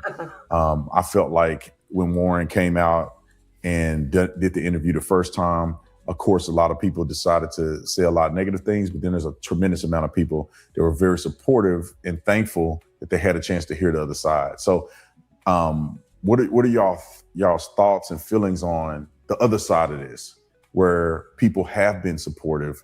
You know, kind of what are your thoughts on that? What have you experienced in that area? I want to start off and just say that has helped us tremendously through this. One, mentally knowing that there are people on our side that are here to help and want to help and are actually helping, with the online stuff. And I want to say thank you to everybody who has made a video on the positive side of things and showing the actual facts and debunking a lot of false information and giving to the gifts and go. Yeah, that's another really big one. Look at that. Thank you so much for that. Giving to the gifts and go. Who's That means a advertising lot, their gifts more than and you could go? ever imagine. But you wanna I accuse just other want to say people thank of you to all the people ripping out off there. the situation. I mean, I personally went through and looked at all the like. There's a prayer thing Ooh, you wait a minute. can say a prayer on there, Yes. and I personally went through and looked at all the. They just advertise. They're advertising their Give, Send, Go. They've raised $167,924 thus far. The goal is $200,000, and they just minutes ago said that people are basically grifting off of this situation to make money. But you're advertising and asking people to donate to your Give, Send, Go. Wow. There's a good reason for that, sweetheart. Auntie Stella says, I don't understand why Crump turned down the offer by the Cajun Navy to have dogs check the boat. The reason that he had to turn it down is because he does not own the boat. He doesn't have the authority to accept that offer. That's the reason why he, had to take the stand that he did. He's not at liberty to accept that. The owners of the boat would be the ones to give that permission. And we know who owns the boats.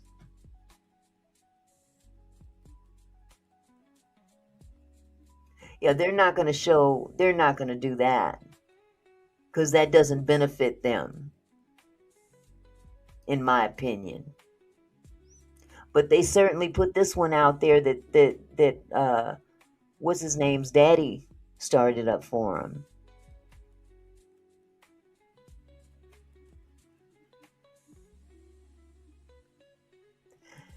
Excuse me. Primo says you're going to get crushed. Such confidence. Yeah, if that happens, it'll be solely based off of the simple fact of people being paid off. And tell me why the boat owner went black on internet.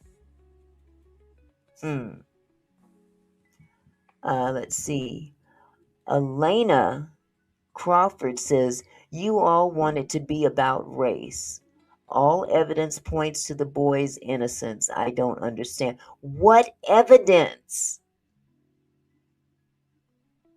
What evidence are you talking about? I haven't seen any. They haven't produced any evidence. These are words. Words are not evidence.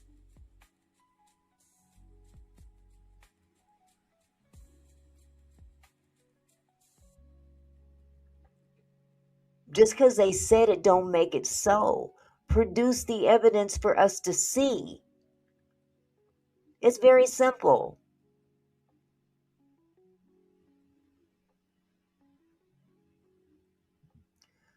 Excuse me. D. Tatum said the Cajun Navy should ask the boat owner to bring the cadaver dogs. I'm sure they are welcome to do so, because whose boat? I think it's Wyatt that owns two of the boats, and Bart owns the boat. So they would have to go to those young men to get permission to bring the cadaver dogs. And I'm wondering if that has even happened. We don't know. We don't know.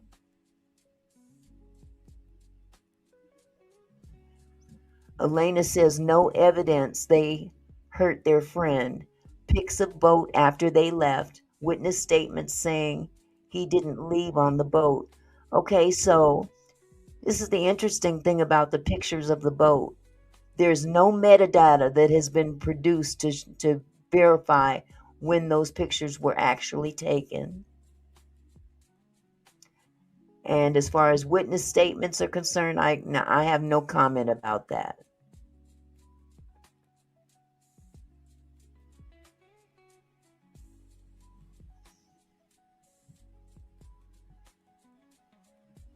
Where is the button? Prayers, and I'm just Couldn't really find the button. appreciative of all the people that I know that have our backs and have supported us through all of this. It's really helped us out. That's great. Oh, obviously I want to give thanks to my friends and my family. Really appreciate it. I mean, it's hard to. Let's see. Fever blessed. Oh, I'm sorry. Tana Baby said, "Where's all the information from the social media that they deleted?" Apparently, there has been some communication between attorneys and God, who was that? There's a letter that Don Lemon actually showed on his show where they were trying to coordinate the phone information because, again, the parents do not trust the authorities in Mississippi, and they don't want to just hand it over to the authorities of Mississippi without a representative of their own being there to go through the phone. And that has not been coordinated yet. But there was a letter brought out today or yesterday, from the company, the attorney's office is handling that reminded them from previous conversations or letters that we are still waiting to, for some kind of coordination between both sides to go through this phone. So that's why nobody has actually been able to go through the phone yet, because one side is dragging and the other's waiting. Okay. Hold on just a second. Get by every day without having a group of people behind you. It really helps my friend and I's, especially like mental side of things, knowing that we have a community behind us that is willing to stand for us and stand for the truth. And, we can't thank them enough. Like, seriously, with, like Morgan said, the prayers and just even the money and the gifts and go. It's a blessing from the Lord. And, we can't thank everybody enough. Seriously, it's been more than enough. So, Ed, what are your thoughts on this? I know you see the outpouring of support for the boys. I know that obviously with your credentials, you're taking on this case, which is a huge undertaking, representing multiple young people in this, with so many people that you have mentioned that could be possibly going to get sued in this. So what would you like to say to the people about this? Well, the most important thing is that these three outstanding young men who are completely innocent are worth standing behind. It's worth standing behind them. It's worth supporting them, because these three gentlemen here, they're going to go out into the world and they're going to do incredible things for society, right? These are three young men who want to help people and who are going to help people. They're just wonderful souls, wonderful human beings. So if you want someone to support, if you're looking for someone to support, and if you're looking for people who tell the truth and like evidence and common sense, you should support these guys, not the other guys who traffic in lies. All right. Now there's a Give, Send, Go page, right? Those donations are very important. We have an incredible legal team. I'm very, very privileged to be working with Tyler. He said very, very privileged. Okay. Mel Gillum says, for what? There's no crime to lock them up for. I beg to differ. I mean, the simple fact that he had Nolan's phone and didn't bother to let the mother know can be considered withholding evidence. They have not yet established what happened to Nolan, so we can't say if a crime has actually happened in terms of how he is unalived. But honestly, I'm going to say it again. If the shoes were on another foot and 3 black dudes had a white boy's phone, and he didn't come home, but they had his phone. They would drag them brothers down to the police station, and they would at least do 72 hours. Trust and believe. They would easily end up in there for 72 hours interrogation. Yes, Nolan left his phone in the boat. And who got the phone? And it's believed that Nolan was in the boat, but some say he wasn't in the boat. We don't know yet. See, people want to say that certain people are jumping to conclusions and all that stuff, but you guys are doing the same thing.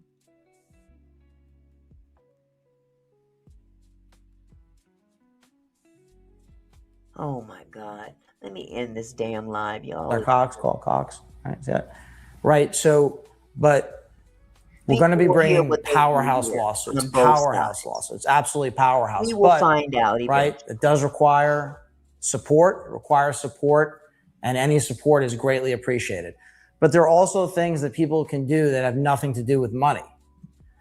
All we're asking people to do is embrace reality, embrace common sense, and don't give in to your worst impulses. The video doesn't do the prove research. doggone thing because number one, there's no metadata to prove that that video was taken the day of.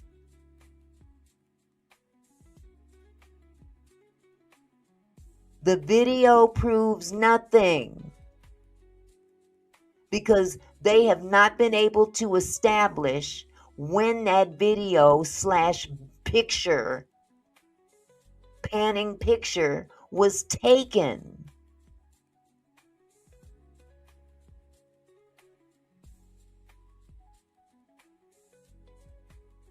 And again, I'm going to say it, and whether you like it or not, if the tables were turned, you very people that are claiming these guys' innocence, you guys would be saying, throw them you-know-what's under the jail. Now, that's my opinion. And if you don't like my opinion, you can get on up the ramp. Look at the evidence, right? Start judging credibility. And look at the respective motivations, the motives on both sides, right? On one side, you have some folks who maybe are not motivated by such great things. But what we have on our side and why you should support us, one word for you. My favorite word, which is virtue. They made it about We've got virtue, all right? We've got the honesty. What they did. We've got the integrity, right? We're doing the right thing here. Honesty, integrity. That's us. Honesty, integrity, and the truth. And those are very high virtues. Get out of my and that's why you should support these incredible young men. Well, thank you guys for agreeing to do an interview. I really, the purpose, and I think you guys can agree to this or lament to it, that the purpose is just to get the message out there. You know, I'm not an investigator in this case. I've done this for a living for a very long time. I know when people are lying and when they're not. And I want the world to know the only reason I'm even willing to talk to you guys is because you've shown through evidence that you've shown me and also through your character that you guys are trustworthy and you're at least in good faith telling me your side of the story. And so I just want to say thank you guys for doing the interview and good luck. Thank you.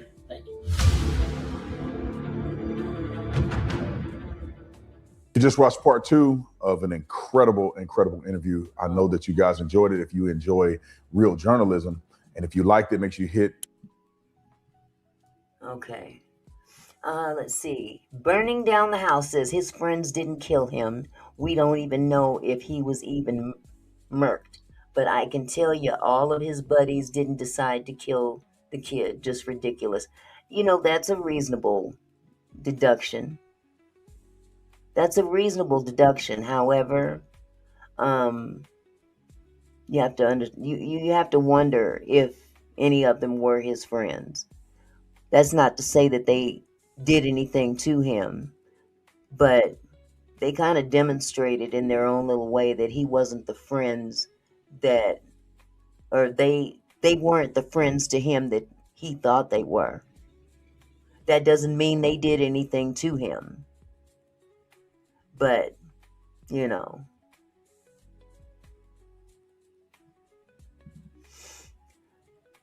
Auntie Stella says the one thing worse than the racism in this case is that those people want to drag the Lord's name into it. That's taking his name in vain.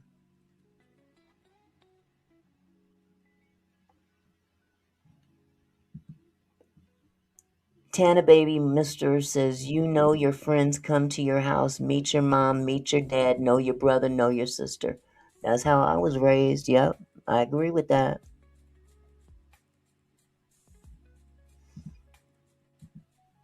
Time for Street Justice says, at the end of the day, all of them know what happened.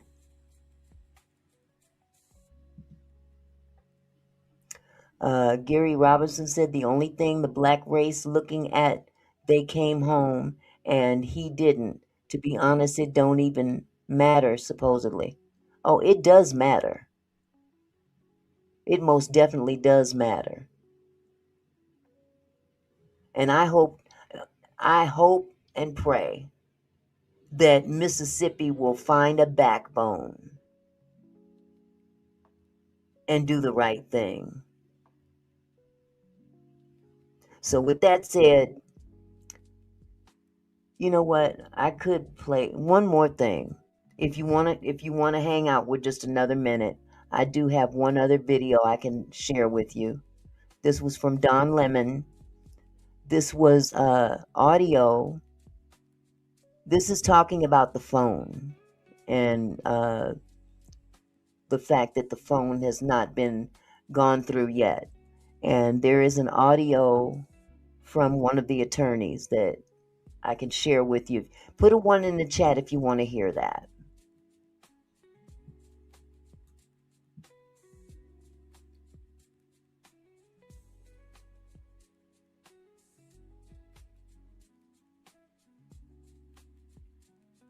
Put a 1 in the chat if you want to hear this video about the phone and the letter that I think I mentioned the letter earlier.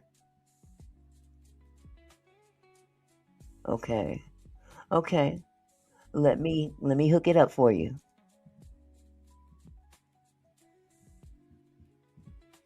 Give me just a second.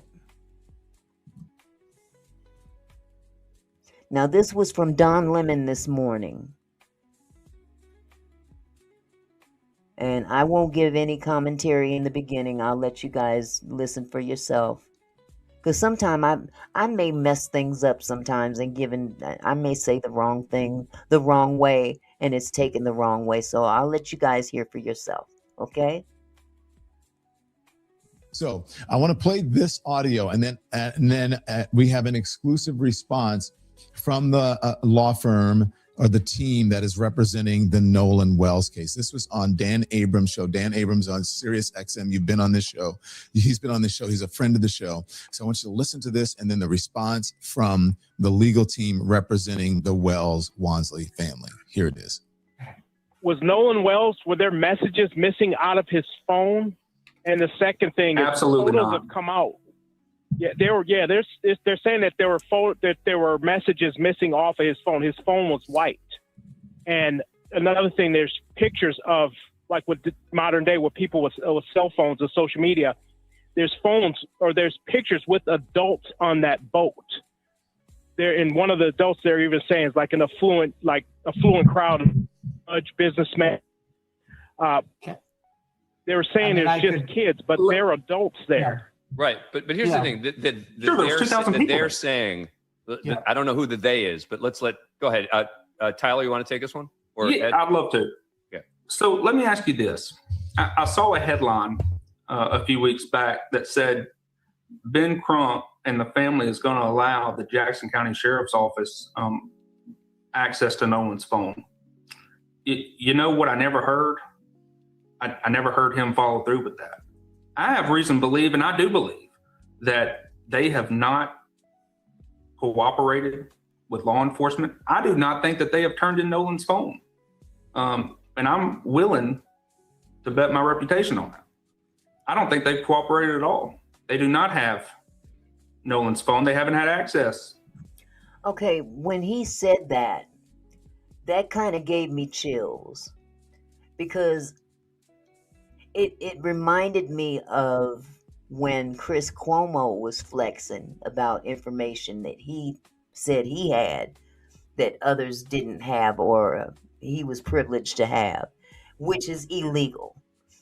And not to say that this individual said that he had this information, but it just it gave me that same kind of vibe. Like, what does he's very confident in his statement. I'll put it like that. He said he would bet his career on it. So it was just, that struck me as odd. To Nolan's phone, the Jackson County Sheriff's Department has it. So how can you say that there's text missing or there's photographs missing? Our boys had no reason to do anything with Nolan's phone other than give it back to Christine and her friends later that night. So anything about missing text messages or Snapchats is completely false. Edward, go ahead. I'll just add something. And again, this is why you have to hold on, Andy. So just folks are asking what we're listening to. And again, I explained in the beginning, if you're not here in the beginning, you probably didn't know. This is an interview with the attorneys for the boys on Dan Abrams' Sirius XM show. And they are saying that the family has not turned over the phone, Nolan Wells' phone, and they are saying that to their knowledge, and that there were not any missing text messages or anything that was wiped or scrubbed. That's what they are saying. Okay, continue on just a little bit. Ground there, or in the water. When I went to the island, when I was fortunate enough to have that opportunity on Friday. Let's see. Romario said, yeah, that's a lie. The police took the phones and seen the messages. Y'all are just wanting to blame white people for everything. You hold that same energy. Stick around. Stick around for the rest of the video. I want to hear your response to that. Because what you just said ain't true. But I want you to keep that same energy when, when their information breaks your face into several pieces, hypothetically. One of the things you notice right away is that there's no dock. There's not a boat launch. There's not a dock. Okay. So what he's saying, so you heard what he said. He's saying that they haven't turned over, that they have not cooperated, and that now he's and to his knowledge that has not happened. So I don't know what they're insinuating or whatever. Okay. And he's saying there was not a dock. So what you had to do, he says in this, is you swim 50 or 100 feet to go in, and most people don't want to bring their phones in or what have you. So now we had this. I don't think we explained this yesterday enough, and I didn't realize it was an exclusive when I got it, to be quite honest with you. And then the team reached out and said, you're the only one who has this, and we're going to release it later on this afternoon.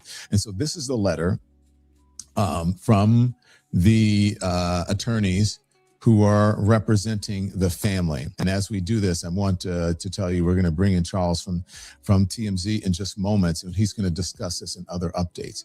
But it says, please be advised that A.R. Smith Law PLLC has been retained to serve as a local counsel for the estate and family of Nolan Wells Moving forward, I will be working alongside the legal team at the Ben Crump, and he goes on to say that. And it says, as a legal team has stated previously, including during our in-person meeting with Wells family and counsel, we have been and remain ready and willing to cooperate, arranging a joint forensics inspection of Nolan Wells' personal cell phone.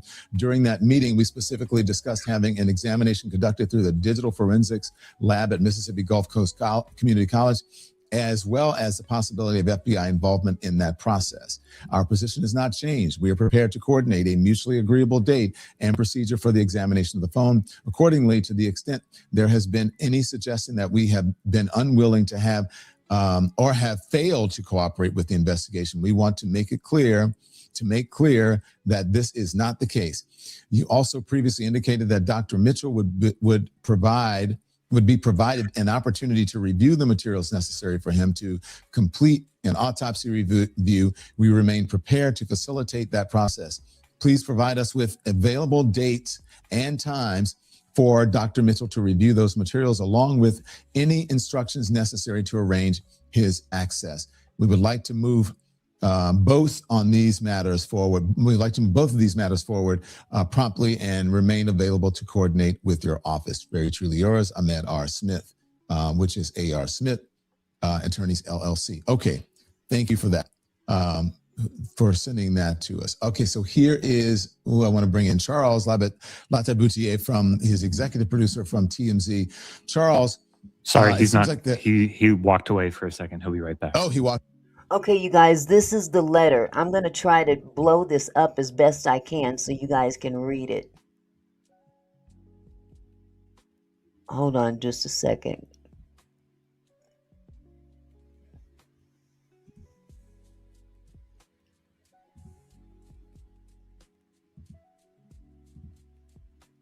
Man, that's as big as it's going to go. Hold on, let me try again.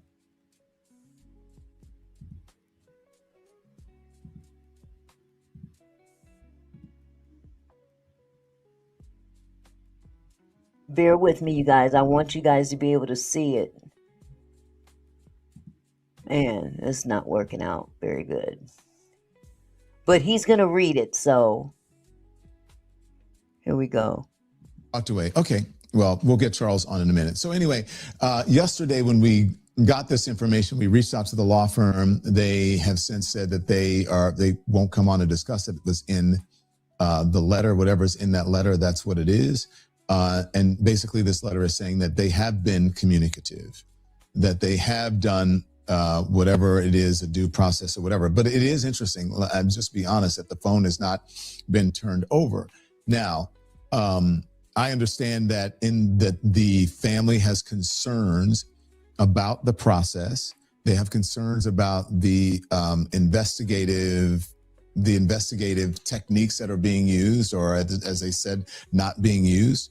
And so they may be unwilling to do it because they, not having trust in the authorities there.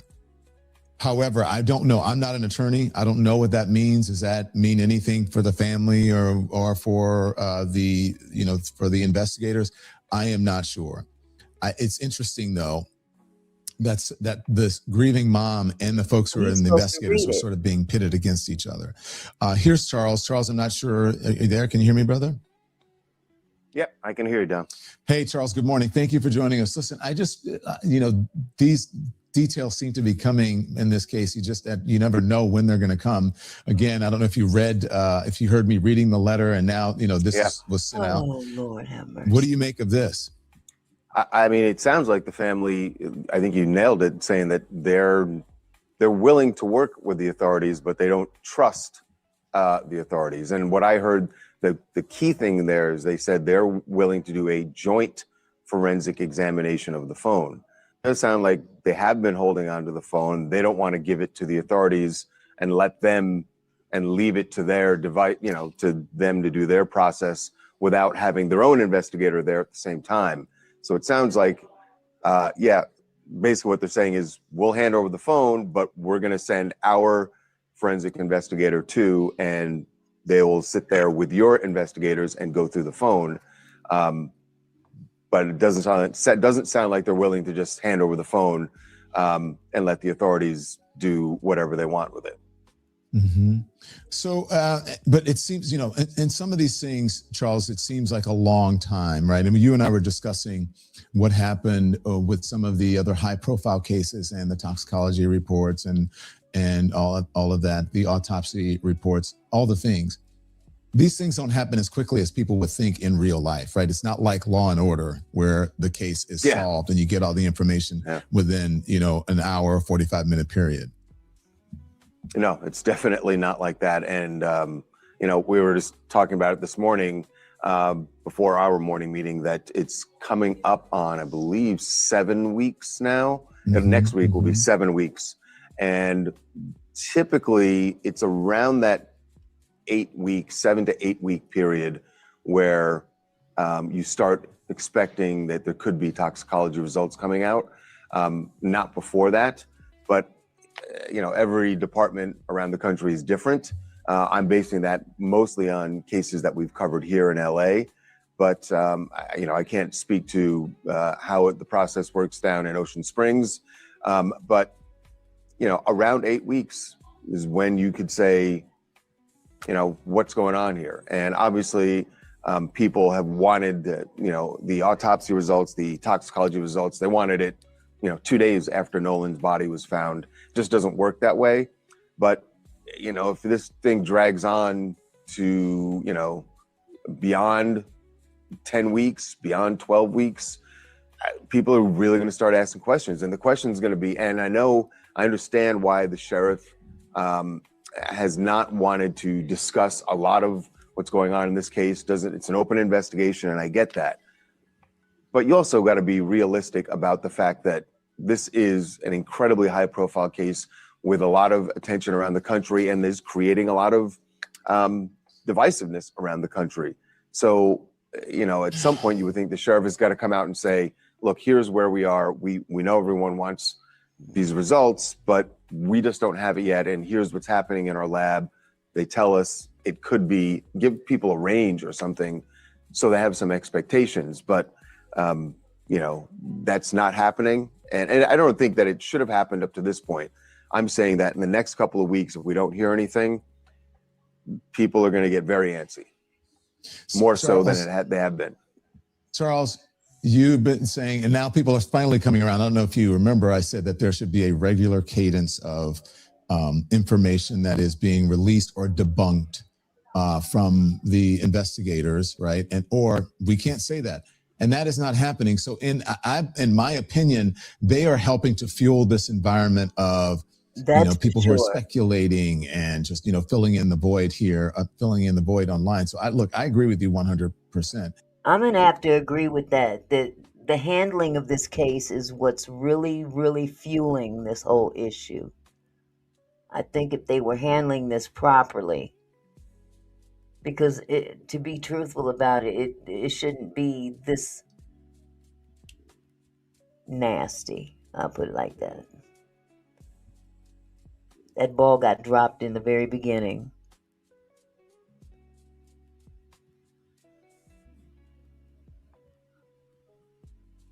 Uh-oh, what happened to the cursor? Okay, there it is. I'm not saying that they have to come out every single day, but there should be some sort of, update, on the situation. Yeah, I understand why you feel that way, Don, but I think from the law enforcement side, you go, if we're going to come out and start debunking every theory that pops up online, then you got to pick and choose which ones. It becomes this slippery slope. Why did you debunk this one and not that one? Then people think that that's giving credence to the one that they didn't debunk. Thank you. Thank you. After Show Cafe, Danny Robertson. How are you, love? Thank you so much for the 1999 super chat. Thank you so much, love. And welcome. Welcome. Welcome, welcome. Maybe they just didn't see that one. I agree with you 100%. There are just so many theories. That's not what I'm saying. I'm not saying every single one. I just think that there should, this some sort of right. When was the last time there was an update, Charles? Wasn't it like when the sheriff came out and said it looks like an accident? We're looking at this as accidental. That was the last one that I've seen. So I think we're on the same page with this one. I agree with you, not every single thing, but just in terms of, you saw the letter there from the attorneys. I just want to show people when they're basically what they're describing. Again, I'm not an attorney, but I have done these stories a lot. Is what's called a filter team, FILTER team, or they call it a taint team.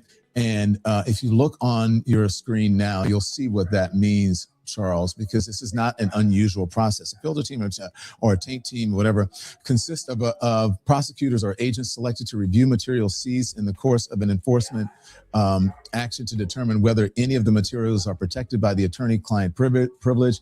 These reviewers are specifically not a part of the prosecution team handling the enforcement action in which the search warrant was used. The taint team members are able to review the seized materials to determine whether any documents or communications are subjected to the protections of attorney-client privilege or the attorney work product doctrine. The guiding principle is the concern that exposure of the prosecuting team to privileged material may result in the exclusion of evidence should the matter come to trial or even the disqualification of a prosecutor. So basically what they're saying is they want an independent third party to be able to analyze this. I know that, Harvey is the lawyer here, but you've been dealing with these cases. So this is not an unusual process in my opinion. So that pretty much explains why they haven't gone through this phone yet, because both sides need to be present when it's done. And I mean, I don't blame the parents one bit. I wouldn't trust the state of Mississippi as far as I could throw them. So, they're not going to hand anything over to them without having their own representative there as well, because they do not trust the state of Mississippi. And for anybody that knows Mississippi, you would probably agree. I'm just saying what I'm saying. Oh, I'm trying to keep up with this chat. Hold on just a second. No, not unusual at all. It is a necessary step that they would be taking in the background here. But so little, anything that happens here is not going to be in the background when the attorneys get involved. And you're right, people shouldn't read too much into this. It's interesting, they talk about the possibility down the road of prosecution. We don't know. We don't know if there's going to be a prosecution here. We don't know that there's been a crime committed. We just don't know anything. Dudebird, from what I gather from the letter, it is in the possession of the attorneys. So the parents do not have the actual phone in their possession. It's turned over to the attorneys that are handling Nolan's estate.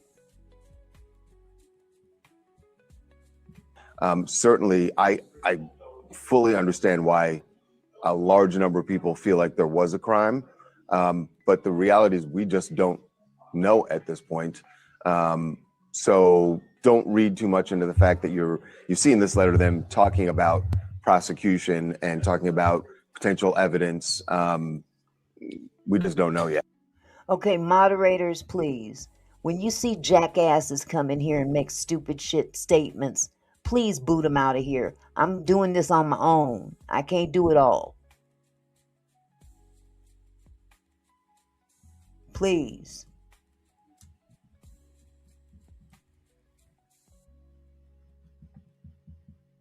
Yeah, and this all comes back to getting the toxicology, the autopsy results. And you're right, Don, that the sheriff seems to be ignoring the fact, and you could say from one viewpoint that this is commendable on his part, that he's not caving to public pressure, but you could also look at it and say that he's sort of burying his head in the sand and acting like this isn't a huge story with national importance. You could have a news conference where you come out and acknowledge that and say, yes, we've seen there a bunch of theories out there, but we can't start just, optics matter. Optics matter when you have a case at this level. And the sheriff could really be helping himself out and his department out by acknowledging that. I'm not saying he's got to come forward and, and start debunking theories. But optics matter when you can have a news conference where you acknowledge, say this to people, and explain why you're not debunking, and explain why you can't talk about the evidence that you have or don't have, or the witnesses that you've spoken to.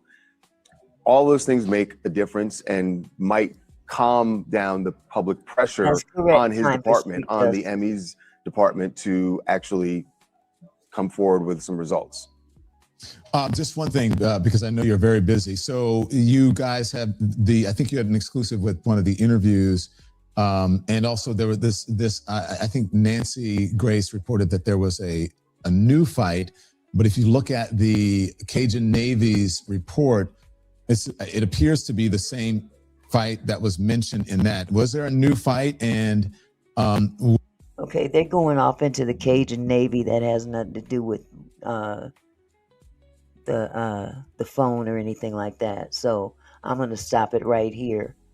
So yeah, you guys, everybody's grown in here. You come up with your own, your own deductions. Okay. Come up with your own deductions. But I appreciate you guys stopping by.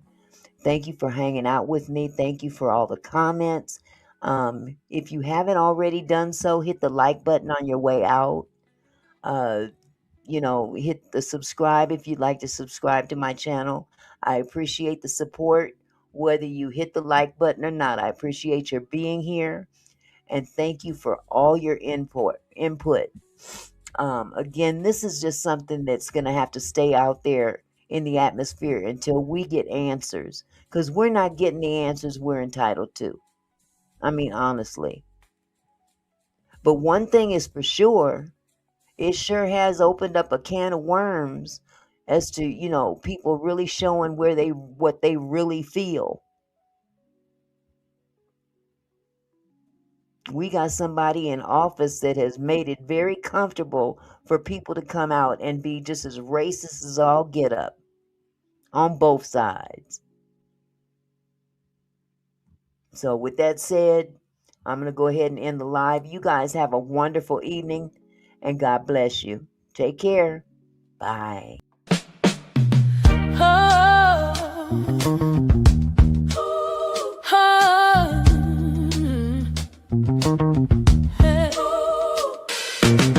Hey there, my kinfolk. Thanks for stopping by. Auntie Mickey's house, where we reach for the sky. Every comment and smile, you make my heart glow. Together we're strong, together we grow. From gossip to politics, we cover it all. Sharing laughs and thoughts, having a ball. Your support means everything that I know. Feels like family here in this sweet show. So let's keep it flowing, keep the love alive. Every moment together makes me thrive. You're more than viewers, you're my kinfolk. You see, my gratitude runs deep as the sea.